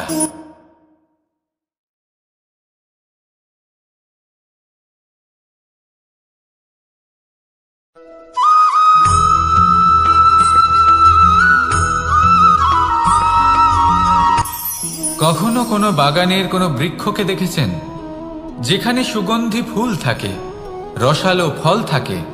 তখন মন প্রফুল্ল হয়ে ওঠে, মন থেকে সেই বৃক্ষের প্রতি ভালোবাসা জন্মায়। কিন্তু যিনি বাগানের মালিক, শুধুমাত্র তিনিই জানেন যে কিভাবে এই বৃক্ষকে আগলে রাখতে হয়, কিভাবে তার পরিচর্যা করলে এতে সুন্দর সুগন্ধি ফুল হবে, রসালো ফল হবে। কখনো কখনো প্রয়োজনের থেকে বেশি রোদ পেলে এই বৃক্ষগুলি শুকিয়ে যায়, প্রয়োজনের থেকে কম রোদ পেলেও এই বৃক্ষ কিন্তু শুকিয়ে যায়। প্রয়োজনের থেকে কম জল যদি পায়, এই বৃক্ষ শুকিয়ে যেতে পারে। প্রয়োজনের থেকে অতিরিক্ত জল যদি পায়, তখনও এই বৃক্ষের শিকড়গুলি নষ্ট হয়ে যেতে পারে। এবার এটাই কিন্তু আমাদের সংসারের সাথেও হয়। আমাদের সংসারের সকল প্রতিভাশালী ব্যক্তি, যেমন লেখক, বিচারক, প্রবক্তা, যোদ্ধা, এদের সবার ক্ষেত্রে এই কথাটাই প্রযোজ্য। যদি বেশি প্রশংসা করা হয় তাহলেও এরা হারিয়ে যাবেন। প্রয়োজনের থেকে বেশি যদি নিন্দা করা হয় তখনও তারা নত হয়ে পড়বেন।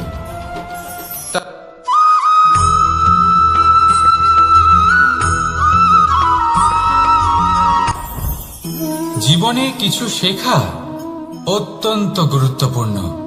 এবার কি কি শিখতে হবে সেই সব শেখানোর জন্য অনেক শিক্ষক রয়েছেন, কিন্তু কি শিখবেন না আর কি করবেন না, এটা আমাদের নিজের অভিজ্ঞতা দিয়ে শিখতে হয়। কিন্তু তার মানে এটা নয় যে যদি আপনাকে শিখতে হয় যে আগুনের তাপ কতটা, আপনাকে আগুনের মধ্যে হাত দিতে হবে। না, অন্য কারোর অভিজ্ঞতা দ্বারাও শিখতে পারেন। প্রশ্ন শুধুমাত্র একটাই যে আপনি কি শিখতে চান নাকি চান না। যদি আপনি এটাই ভাবেন যে আমি শুধুই নিজের অভিজ্ঞতা দ্বারাই শিখতে চাই, তাহলে জীবনকাল ছোট মনে হবে, অনেক কিছুই শিখতে পারবেন না। তাই নিজের সাথে সাথে বড়দের অভিজ্ঞতা দ্বারাও শেখা শুরু করে দিন। এই সংসারের অভিজ্ঞতা দ্বারা শিখতে শুরু করে দিন।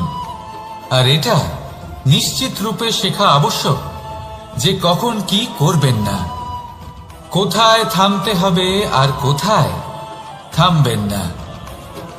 তাহলে আসুন আর আমার সাথে ভালোবেসে বলুন, রাধা রাধা।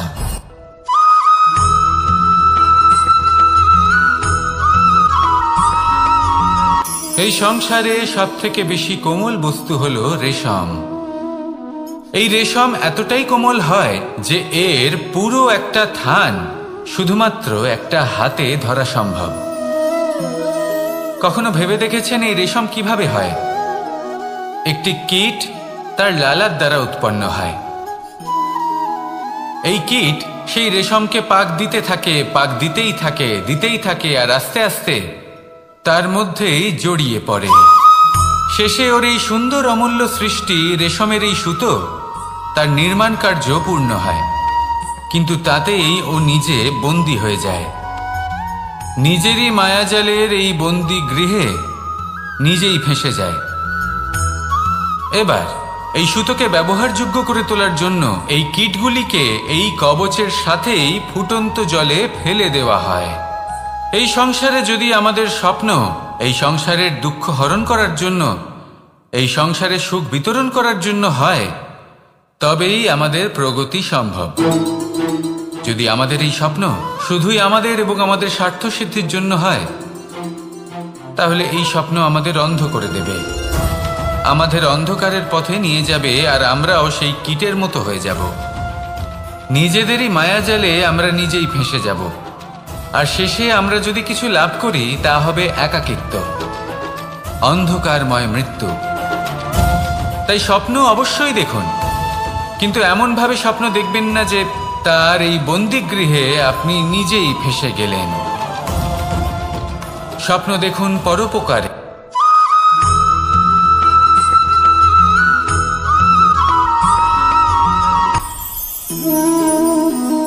শক্তি এক অত্যন্ত বিচিত্র বস্তু, বা বলতে পারেন অনুভূতি। পিতা সবসময় চান যেন তিনি তার শক্তি পুত্রকে। আসুন আপনাকে সহজে বোঝাই। যদি আপনি সুপাত্র হন আর আপনাকে শক্তি দেওয়া হয়, তাহলে আপনি সেই শক্তির গুরুত্ব বুঝবেন, কোথায় সেই শক্তি প্রয়োগ করা উচিত সেটা বুঝবেন। আর এটা যেহেতু অর্জন করা শক্তি হবে, সেই শক্তির অপব্যবহার হবে না। কিন্তু যদি এই আপনি কুপাত্র হন আর যদি আপনাকে এই শক্তি দেওয়া হয়, তাহলে কি হবে? দেখতে গেলে এই শক্তি আপনি দান হিসেবে পেয়েছেন, তাই না আপনি এই শক্তির গুরুত্ব বুঝবেন আর না এর প্রয়োগ আপনি জানবেন। তার অপব্যবহার হওয়া সুনিশ্চিত। তাই যদি আপনি কোনো শক্তি অর্জন করতে চান, তাহলে আগে তার যোগ্য হয়ে উঠুন। পুত্র নয়, পাত্র হয়ে উঠুন। আর আমার সাথে ভালোবেসে বলুন, রাধা রাধা।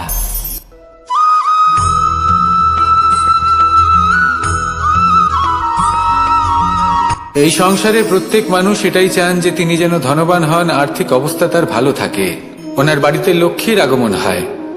কিন্তু সেটা হবে কি করে, সেটাই হলো প্রশ্ন।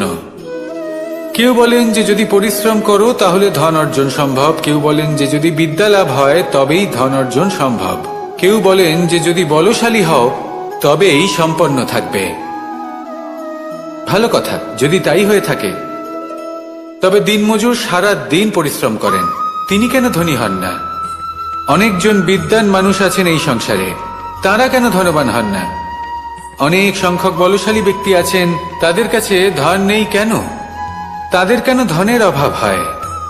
আবার এমনও কিছু মানুষ আছেন যারা পরিশ্রম করেন, তারা দিনমজুর, কিন্তু তারা ধন অর্জন করতে পারেন। কিছু বিদ্বান ব্যক্তি আছেন যাদের কাছে অধিক মাত্রায় ধন রয়েছে, কয়েকজন বলশালী ব্যক্তি রয়েছেন যাদের কাছে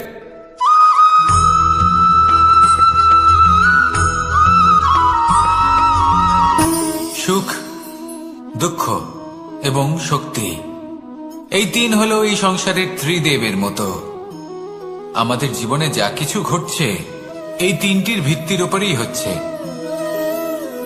আসলে এই সংসারের একটা নিয়ম আছে, যখনই আপনি কিছু লাভ করেন, এই সংসার আপনার পরীক্ষা নেয়। এটা জানার জন্য আপনার পরীক্ষা নেয় যে আপনি যা কিছুই লাভ করেছেন, আপনি কি আদৌ সেটার যোগ্য কিনা। ঠিক সেইভাবেই এই সুখ, দুঃখ এবং শক্তি আপনার পরীক্ষা নিয়ে থাকে। যখন সুখ আসে তখন সে আপনার পরীক্ষা নেয় যে আপনার মধ্যে অহংবোধ জাগ্রত হয়নি তো। যদি অহংবোধ চলে আসে তাহলে সুখ সেখানেই সঙ্গ ত্যাগ করে। দুঃখ আপনার ধৈর্যের পরীক্ষা নিতে থাকে, আর যদি আপনার মধ্যে ধৈর্য না থাকে তাহলে এটা আপনাকে আরো বেশি দুঃখের গভীর অন্ধকারে ঠেলে দেবে। সেখানে শক্তি পরীক্ষা নেয় আপনার বিনম্রতার। যদি আপনি বিনম্র না হন, তাহলে হয় এই শক্তি আপনার সঙ্গ ত্যাগ করবে, নয় এই শক্তি বিনম্রতার অভাবে আপনার পতনের কারণ হতে পারে। এই সংসারে যে কোনো ব্যক্তি যিনি এই পরীক্ষায় উত্তীর্ণ হয়ে থাকেন, এই জীবনে তিনি সাফল্য লাভ করেন। আসুন আমার সাথে ভালোবেসে বলুন, রাধা রাধা।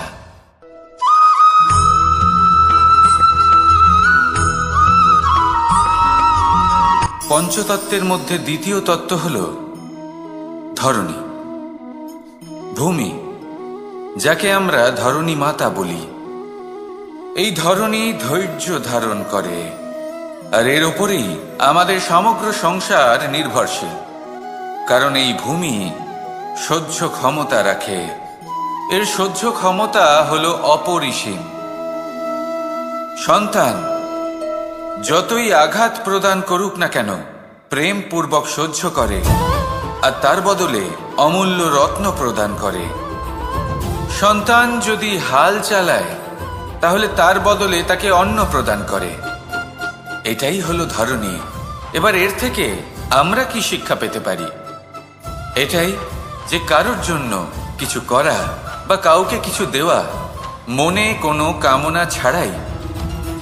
আর এই কথাটা বুঝে যান, যদি কারোর জন্য কামনা না রেখে বা কোনো পাওয়ার আশা না রেখে কারোর জন্য কিছু করেন বা কারোকে কিছু দেন, যদি এটা আপনি শিখতে পারেন তবে আপনি ভালোবাসতে শিখে গেছেন।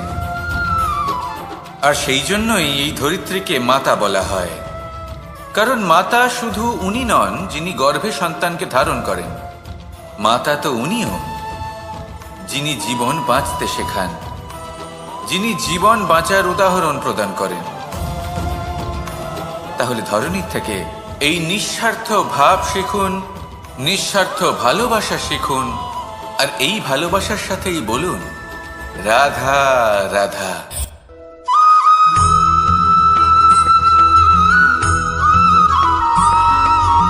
মানুষ জন্মগ্রহণ করে, তার সাথে ভয়েরও জন্ম হয়। ছোটবেলা থেকেই আমাদের মনে কোনো না কোনো প্রকারের ভয় থেকেই যায়। কেউ এই বিষয়ে ভয় পায় যে তার কোনো বস্তু তার থেকে দূরে চলে যাবে, কেউ এই বিষয়ে ভয় পায় যে আমি নিজেকে হারিয়ে ফেলব, কেউ এই ভেবে ভয় পায় যে আমার প্রিয়জনেরা তারা যেন আমার থেকে দূরে না চলে যায়, কেউ এই ভেবে ভয় পায় যে আমরা যেন পথ না হারিয়ে ফেলি, আদি ইত্যাদি। কিন্তু সত্যি কথা বলতে ভেবে দেখুন এই ভয় বাস্তবে কি? শুধুই একটা মনস্থিতি, আর কিছুই নয়। যা কিছু আপনি জীবনে পেয়েছেন তা একদিন আপনাকে হারাতে হবে। এই জীবন হলো আপনারই, কিন্তু তাও একদিন সমাপ্ত হবে। তাই ভয় পেয়ে কি লাভ? এই ভয় শুধু আপনাকে জীবন যাপন করা থেকে বাধা দিচ্ছে, আর কিচ্ছু নয়। পথ হারিয়ে ফেললেই বুঝতে পারবেন যে নতুন পথ কিভাবে বানাতে হয়। কিছু মানুষকে জীবন থেকে হারালে তবেই আপনি বুঝবেন যে আপনার আপনজনকে।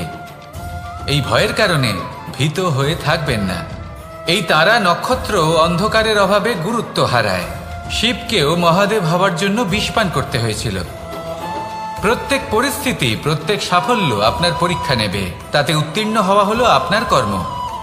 যখনই আপনি ভয় পাবেন বা সংকটের সম্মুখীন হবেন, তখন সাহসের সাথে তার সম্মুখীন হন।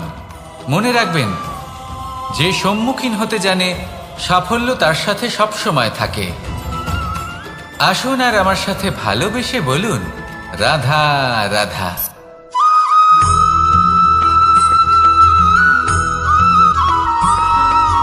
জীবনে অগ্রসর হওয়ার জন্য আমাদের কাকে প্রয়োজন হয়? মাতা পিতা, বন্ধু, প্রেম, সাহায্য, অর্থ, পরিশ্রম, আশা। ভিন্ন ভিন্ন মানুষ ভিন্ন ভিন্ন বিকল্প চয়ন করে। যদি আমি আপনাকে বলি তাহলে জয় আর পরাজয়ের মন্ত্র দুটো শব্দের উপর নির্ভর করে, মেনে নেওয়া আর দৃঢ় হওয়া। যদি মেনে নেন তাহলে হেরে যাবেন, যদি দৃঢ় হন তাহলে নিশ্চিত রূপে জয়ী হবেন। যদি কখনো আপনি ক্লান্ত হয়ে ওঠেন, আপনি দুঃখী হন, পুরোপুরি ভেঙে পড়েছেন, তখন মেনে নেবেন না যে আপনি ভেঙে পড়েছেন, নয়তো হেরে যাবেন। তখন উল্টে স্থির করবেন যে যাই হয়ে যাক না কেন আমি জয়ী হবই। আর আপনি দেখবেন যে জয় নিশ্চিত রূপে আপনার কাছেই আসবে। তাহলে এই কথা মনে রাখবেন আর আমার সাথে ভালোবেসে বলবেন রাধা রাধা।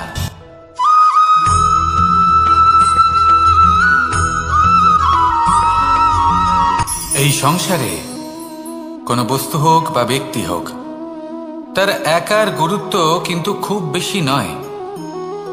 একটা উদাহরণ হিসেবে বৃষ্টির ফোঁটাকে ভেবে দেখুন। যদি একটি বৃষ্টির ফোঁটা হয় তাহলে তার খুব বেশি গুরুত্ব থাকে না, কিন্তু যখন সহস্র বৃষ্টির ফোঁটা মেঘের মধ্যে দিয়ে ঝরে পড়ে, তখন সেটা বর্ষার রূপ ধারণ করে। সেই বর্ষা যা এই প্রকৃতিকে শান্ত করে। সেইভাবেই পাথরের ছোট টুকরো, তার খুব বেশি গুরুত্ব থাকে না, কিন্তু যখন অসংখ্য পাথরের টুকরো একত্রিত হয় তখন তা পর্বতের আকার ধারণ করে। সেইভাবেই কিছু মানুষ যখন একত্রিত হন তখন তৈরি হয় পরিবার, কিছু পরিবার যখন একত্রিত হয় তখন তৈরি হয় সমাজ, যখন অনেক সংখ্যক সমাজ একত্রিত হয় তখন তৈরি হয় রাজ্য। এবার এই রাজ্যের সব থেকে গুরুত্বপূর্ণ ব্যক্তি হতে পারেন রাজা, কিন্তু তাও সেই রাজা একা কিছু করতে পারেন না। যুদ্ধ লড়ার সময় তারও নিজের সৈন্যদলকে প্রয়োজন পড়ে। কিন্তু এই সংসারে এমন একজন ব্যক্তি আছেন যিনি একাই সব কাজ করতে থাকেন, এবং সেই ব্যক্তি হলেন মা। আমাদের জীবনে একজন পিতার ভূমিকা কিন্তু নিঃসন্দেহে অমূল্য, কিন্তু আমাদের সকলের জীবনে যে ভূমিকা একজন মায়ের তা অন্য কারোর থাকে না। একজন মা একাই সন্তানকে বড় করতে পারেন, সংস্কারী করে তুলতে পারেন, তার জন্য পরিশ্রম করেন। আর এত কিছু কাজ করার পরেও তার কাজের জন্য তিনি প্রশংসা অবশ্য পান না। উল্টে যদি সেই সন্তান অনুচিত পথে চালিত হয়, অনুচিত কর্ম করে, তখন সেই মাকেই অপবাদের পাত্র হয়ে উঠতে হয়। আমাদের জীবনে মায়ের যোগদান কতটা সেটা বুঝুন।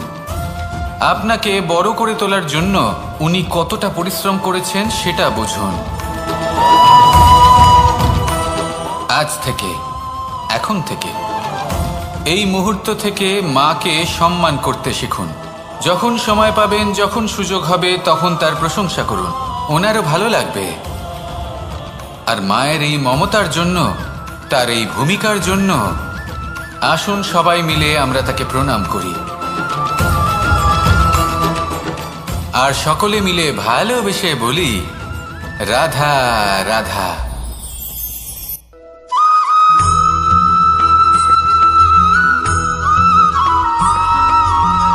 এই সংসারের সব থেকে গুরুত্বপূর্ণ তত্ত্ব কোনটা? প্রথম হলো সময়।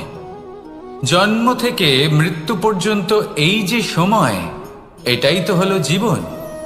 দ্বিতীয় হলো জীবন, যাতে আমরা সময়ের সদ্ব্যবহার করি, শ্রেষ্ঠ থেকে শ্রেষ্ঠতর কাজ করার চেষ্টা করি।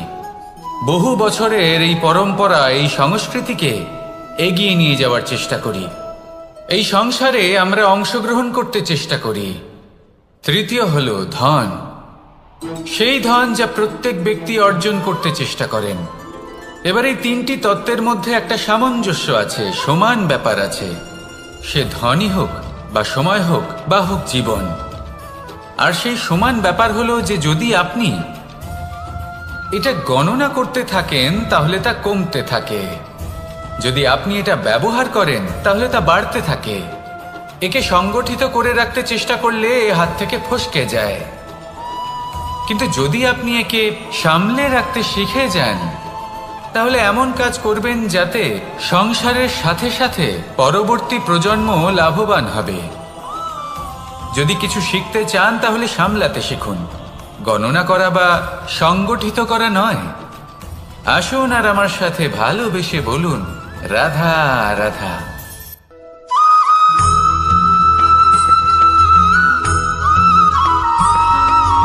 কথায় আছে, প্রত্যেক পুত্র তার পিতার প্রতিচ্ছবি হয়, আর সমস্ত প্রতিচ্ছবি চায় যেন সে তার অস্তিত্ব প্রাপ্ত করতে পারে। পুত্র চায় সে যেন তার পিতার মতো হয়, বা কখনো কখনো তার থেকেও শ্রেষ্ঠ হয়। সেটা কোনো অনুচিত ব্যাপার নয়। অনুচিত তখন হয় যখন পুত্র নিজের পিতার মতো হবার স্বপ্ন পূরণ করতে গিয়ে বা তার থেকেও শ্রেষ্ঠ হওয়ার স্বপ্ন পূরণে অনুচিত পথের আশ্রয় নেয়।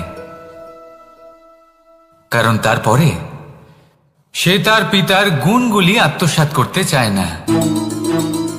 সে শুধুই এটা চায় যে সংসারের চোখে যেন আমি শ্রেষ্ঠ প্রমাণিত হই। এটা অনুচিত। সংসারে এমন অনেক মানুষ আছেন যারা এই কারণে শ্রেষ্ঠ হবার চেষ্টা করেন যাতে তার পরিবারের, তার পিতার সম্মান বৃদ্ধি পায়। এমনও মানুষ থাকেন, আর এটাই হলো পার্থক্য উদ্দেশ্যের। মনে রাখবেন, যদি আপনার উদ্দেশ্য শুভ হয় তাহলে পথও শুভ হবে, যদি আপনার উদ্দেশ্য অশুভ হয় তাহলে পথও অশুভ হবে।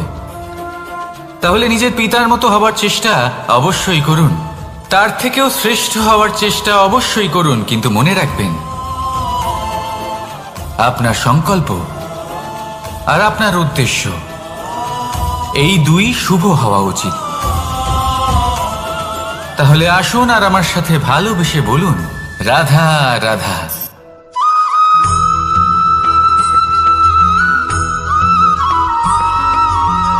পিতা আর পুত্রের সম্পর্ক অত্যন্ত মধুর হয়ে থাকে।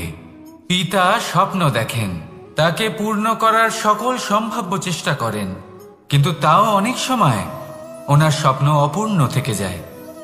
তখন পিতা ভাবেন যে স্বপ্ন উনি পূর্ণ করতে পারেননি, ওনার সন্তান তা অবশ্যই পূরণ করবে। যে স্থানে উনি কখনো পৌঁছতে পারেননি, সেই স্থানে ওনার পুত্র অবশ্যই পৌঁছবে। পিতা নিজের সন্তানের ভবিষ্যৎ নিয়ে সেই স্বপ্ন দেখেন, আর যখন সেই সন্তান সামনে এগোতে থাকে তখন তার দুঃখ হয় না, বরং গর্ব হয়।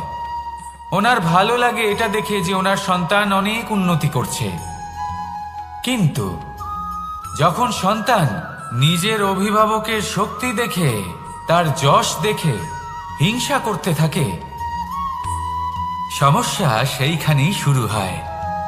সেই জন্য সকল সন্তানকে এটা মনে রাখতে হবে, দেখুন, পুত্র হবার সুবাদে, এক সন্তান হবার সুবাদে এটা হলো আপনার অধিকার যে আপনি আপনার পিতার থেকে বেশি উন্নতি করবেন। আপনার পিতাও এটাই চান, কিন্তু সুস্থভাবে এটা করুন। একটা রেখা টেনে নিন যাতে আপনি তাতে এগোতে পারেন আর আপনার পিতার তাতে গর্ববোধ হয়, আর সেই বিষয়ে দুঃখ না হয় যে আমার সন্তান আমাকেই ছোট করার চেষ্টা করছে। ইতিহাস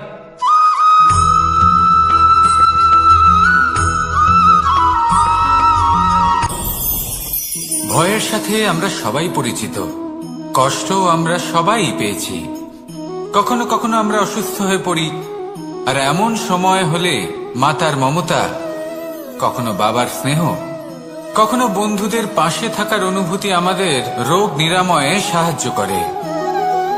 কখনো যদি আমরা নিরাশ হয়ে পড়ি, তখন যদি আমাদের কোনো আপনজন আমাদের দুটো ভালো কথা বলে, তখন আমাদের মনোবল বেড়ে যায়। ঠিক তেমন সংসারের এই রঙ্গমঞ্চে যদি আপনি পীড়িত অনুভব করেন, কিছু শুভ কথা আলোচনা করুন, কিছু স্তুতি গান করুন, কিছু মুহূর্তের জন্য হলেও নিজের ইষ্টদেবের কথা স্মরণ করুন আর প্রার্থনা করুন। সাহস বাড়বে, শক্তিও বৃদ্ধি পাবে এবং সামনে এগিয়ে চলার পথও দেখতে পাবেন। তখন এই মন প্রসন্ন হয়ে বলবে, রাধা রাধা।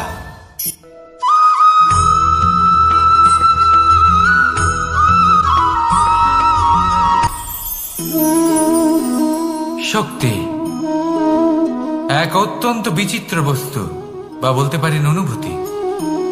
পিতা সবসময় চান যেন তিনি তার শক্তি পুত্রকে। আসুন আপনাকে সহজে বোঝাই।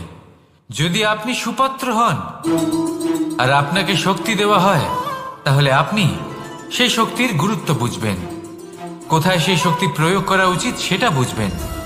আর এটা যেহেতু অর্জন করা শক্তি হবে, সেই শক্তির অপব্যবহার হবে না। কিন্তু যদি এই আপনি কুপাত্র হন আর যদি আপনাকে এই শক্তি দেওয়া হয়, তাহলে কি হবে? দেখতে গেলে এই শক্তি আপনি দান হিসেবে পেয়েছেন, তাই না আপনি এই শক্তির গুরুত্ব বুঝবেন আর না এর প্রয়োগ আপনি জানবেন। তার অপব্যবহার হওয়া সুনিশ্চিত। তাই যদি আপনি কোনো শক্তি অর্জন করতে চান, তাহলে আগে তার যোগ্য হয়ে উঠুন। পুত্র নয়, পাত্র হয়ে উঠুন। আর আমার সাথে ভালোবেসে বলুন, রাধা রাধা।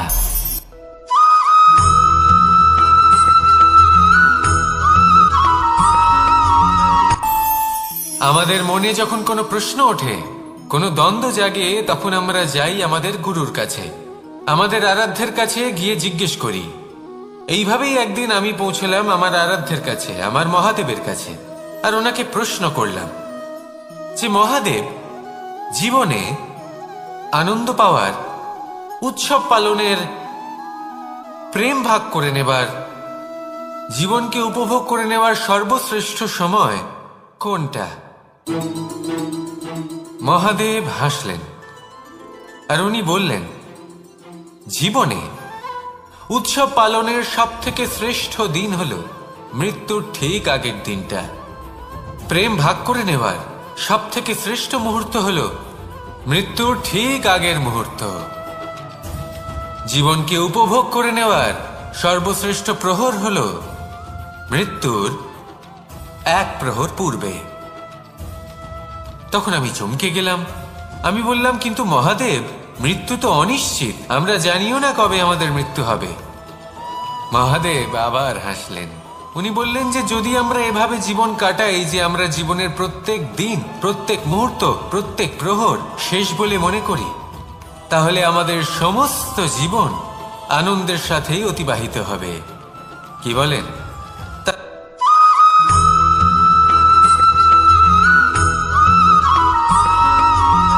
এই সংসারের সবথেকে গুরুত্বপূর্ণ তত্ত্ব কোনটা? প্রথম হলো সময়। জন্ম থেকে মৃত্যু পর্যন্ত এই যে সময়, এটাই তো হলো জীবন। দ্বিতীয় হলো জীবন, যাতে আমরা সময়ের সদ্ব্যবহার করি, শ্রেষ্ঠ থেকে শ্রেষ্ঠতর কাজ করার চেষ্টা করি। বহু বছরের এই পরম্পরা, এই সংস্কৃতিকে এগিয়ে নিয়ে যাওয়ার চেষ্টা করি। এই সংসারে আমরা অংশগ্রহণ করতে চেষ্টা করি। তৃতীয় হলো ধন, সেই ধন যা প্রত্যেক ব্যক্তি অর্জন করতে চেষ্টা করেন। এবার এই তিনটি তত্ত্বের মধ্যে একটা সামঞ্জস্য আছে, সমান ব্যাপার আছে। সে ধনই হোক বা সময় হোক বা হোক জীবন। আর সেই সমান ব্যাপার হলো যে যদি আপনি এটা গণনা করতে থাকেন তাহলে তা কমতে থাকে, যদি আপনি এটা ব্যবহার করেন তাহলে তা বাড়তে থাকে। একে সংগঠিত করে রাখতে চেষ্টা করলে এ হাত থেকে ফসকে যায়, কিন্তু যদি আপনি একে সামলে রাখতে শিখে যান তাহলে এমন কাজ করবেন যাতে সংসারের সাথে সাথে পরবর্তী প্রজন্ম লাভবান হবে। যদি কিছু শিখতে চান তাহলে সামলাতে শিখুন, গণনা করা বা সংগঠিত করা নয়। আসুন আর আমার সাথে ভালোবেসে বলুন, রাধা রাধা।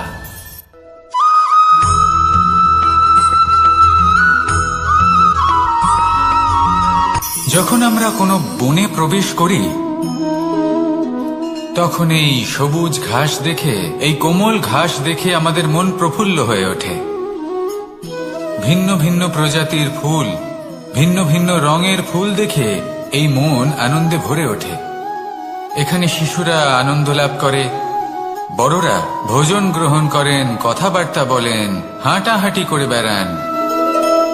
এবার ভেবে দেখুন, যখন এই উপবনের নির্মাণ হয়েছিল সেই সময় যদি এই মাটিকে সঠিকভাবে খনন না করা হতো, যদি তাতে সঠিকভাবে বীজ রোপণ না করা হতো, যদি কোনো সংঘর্ষ না হতো, পরিশ্রম না করা হতো, যদি চলতে চলতে পায়ে কাঁটা না বিঁধে যেত, তাহলে এই সুন্দর বন দেখে আমরা কি এই আনন্দ লাভ করতে পারতাম?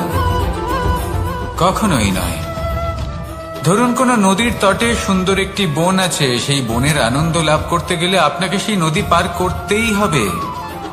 যদি সুখের নদীর কাছে পৌঁছতে চান তাহলে তটে যে কাঁটা রয়েছে সেগুলোর সাথে সংঘর্ষ করতেই হবে। এই সংসারে যদি আপনি সুখ লাভ করতে চান তাহলে সুখ লাভের এই যাত্রা শুরু করতে হবে সংঘর্ষ দ্বারা। তাহলে সংঘর্ষকে স্বাগত জানান, এর পেছনেই সুখ রয়েছে যা আপনার জন্য অপেক্ষা করছে। এবার হাসুন আর আমার সাথে ভালোবেসে বলুন, রাধা।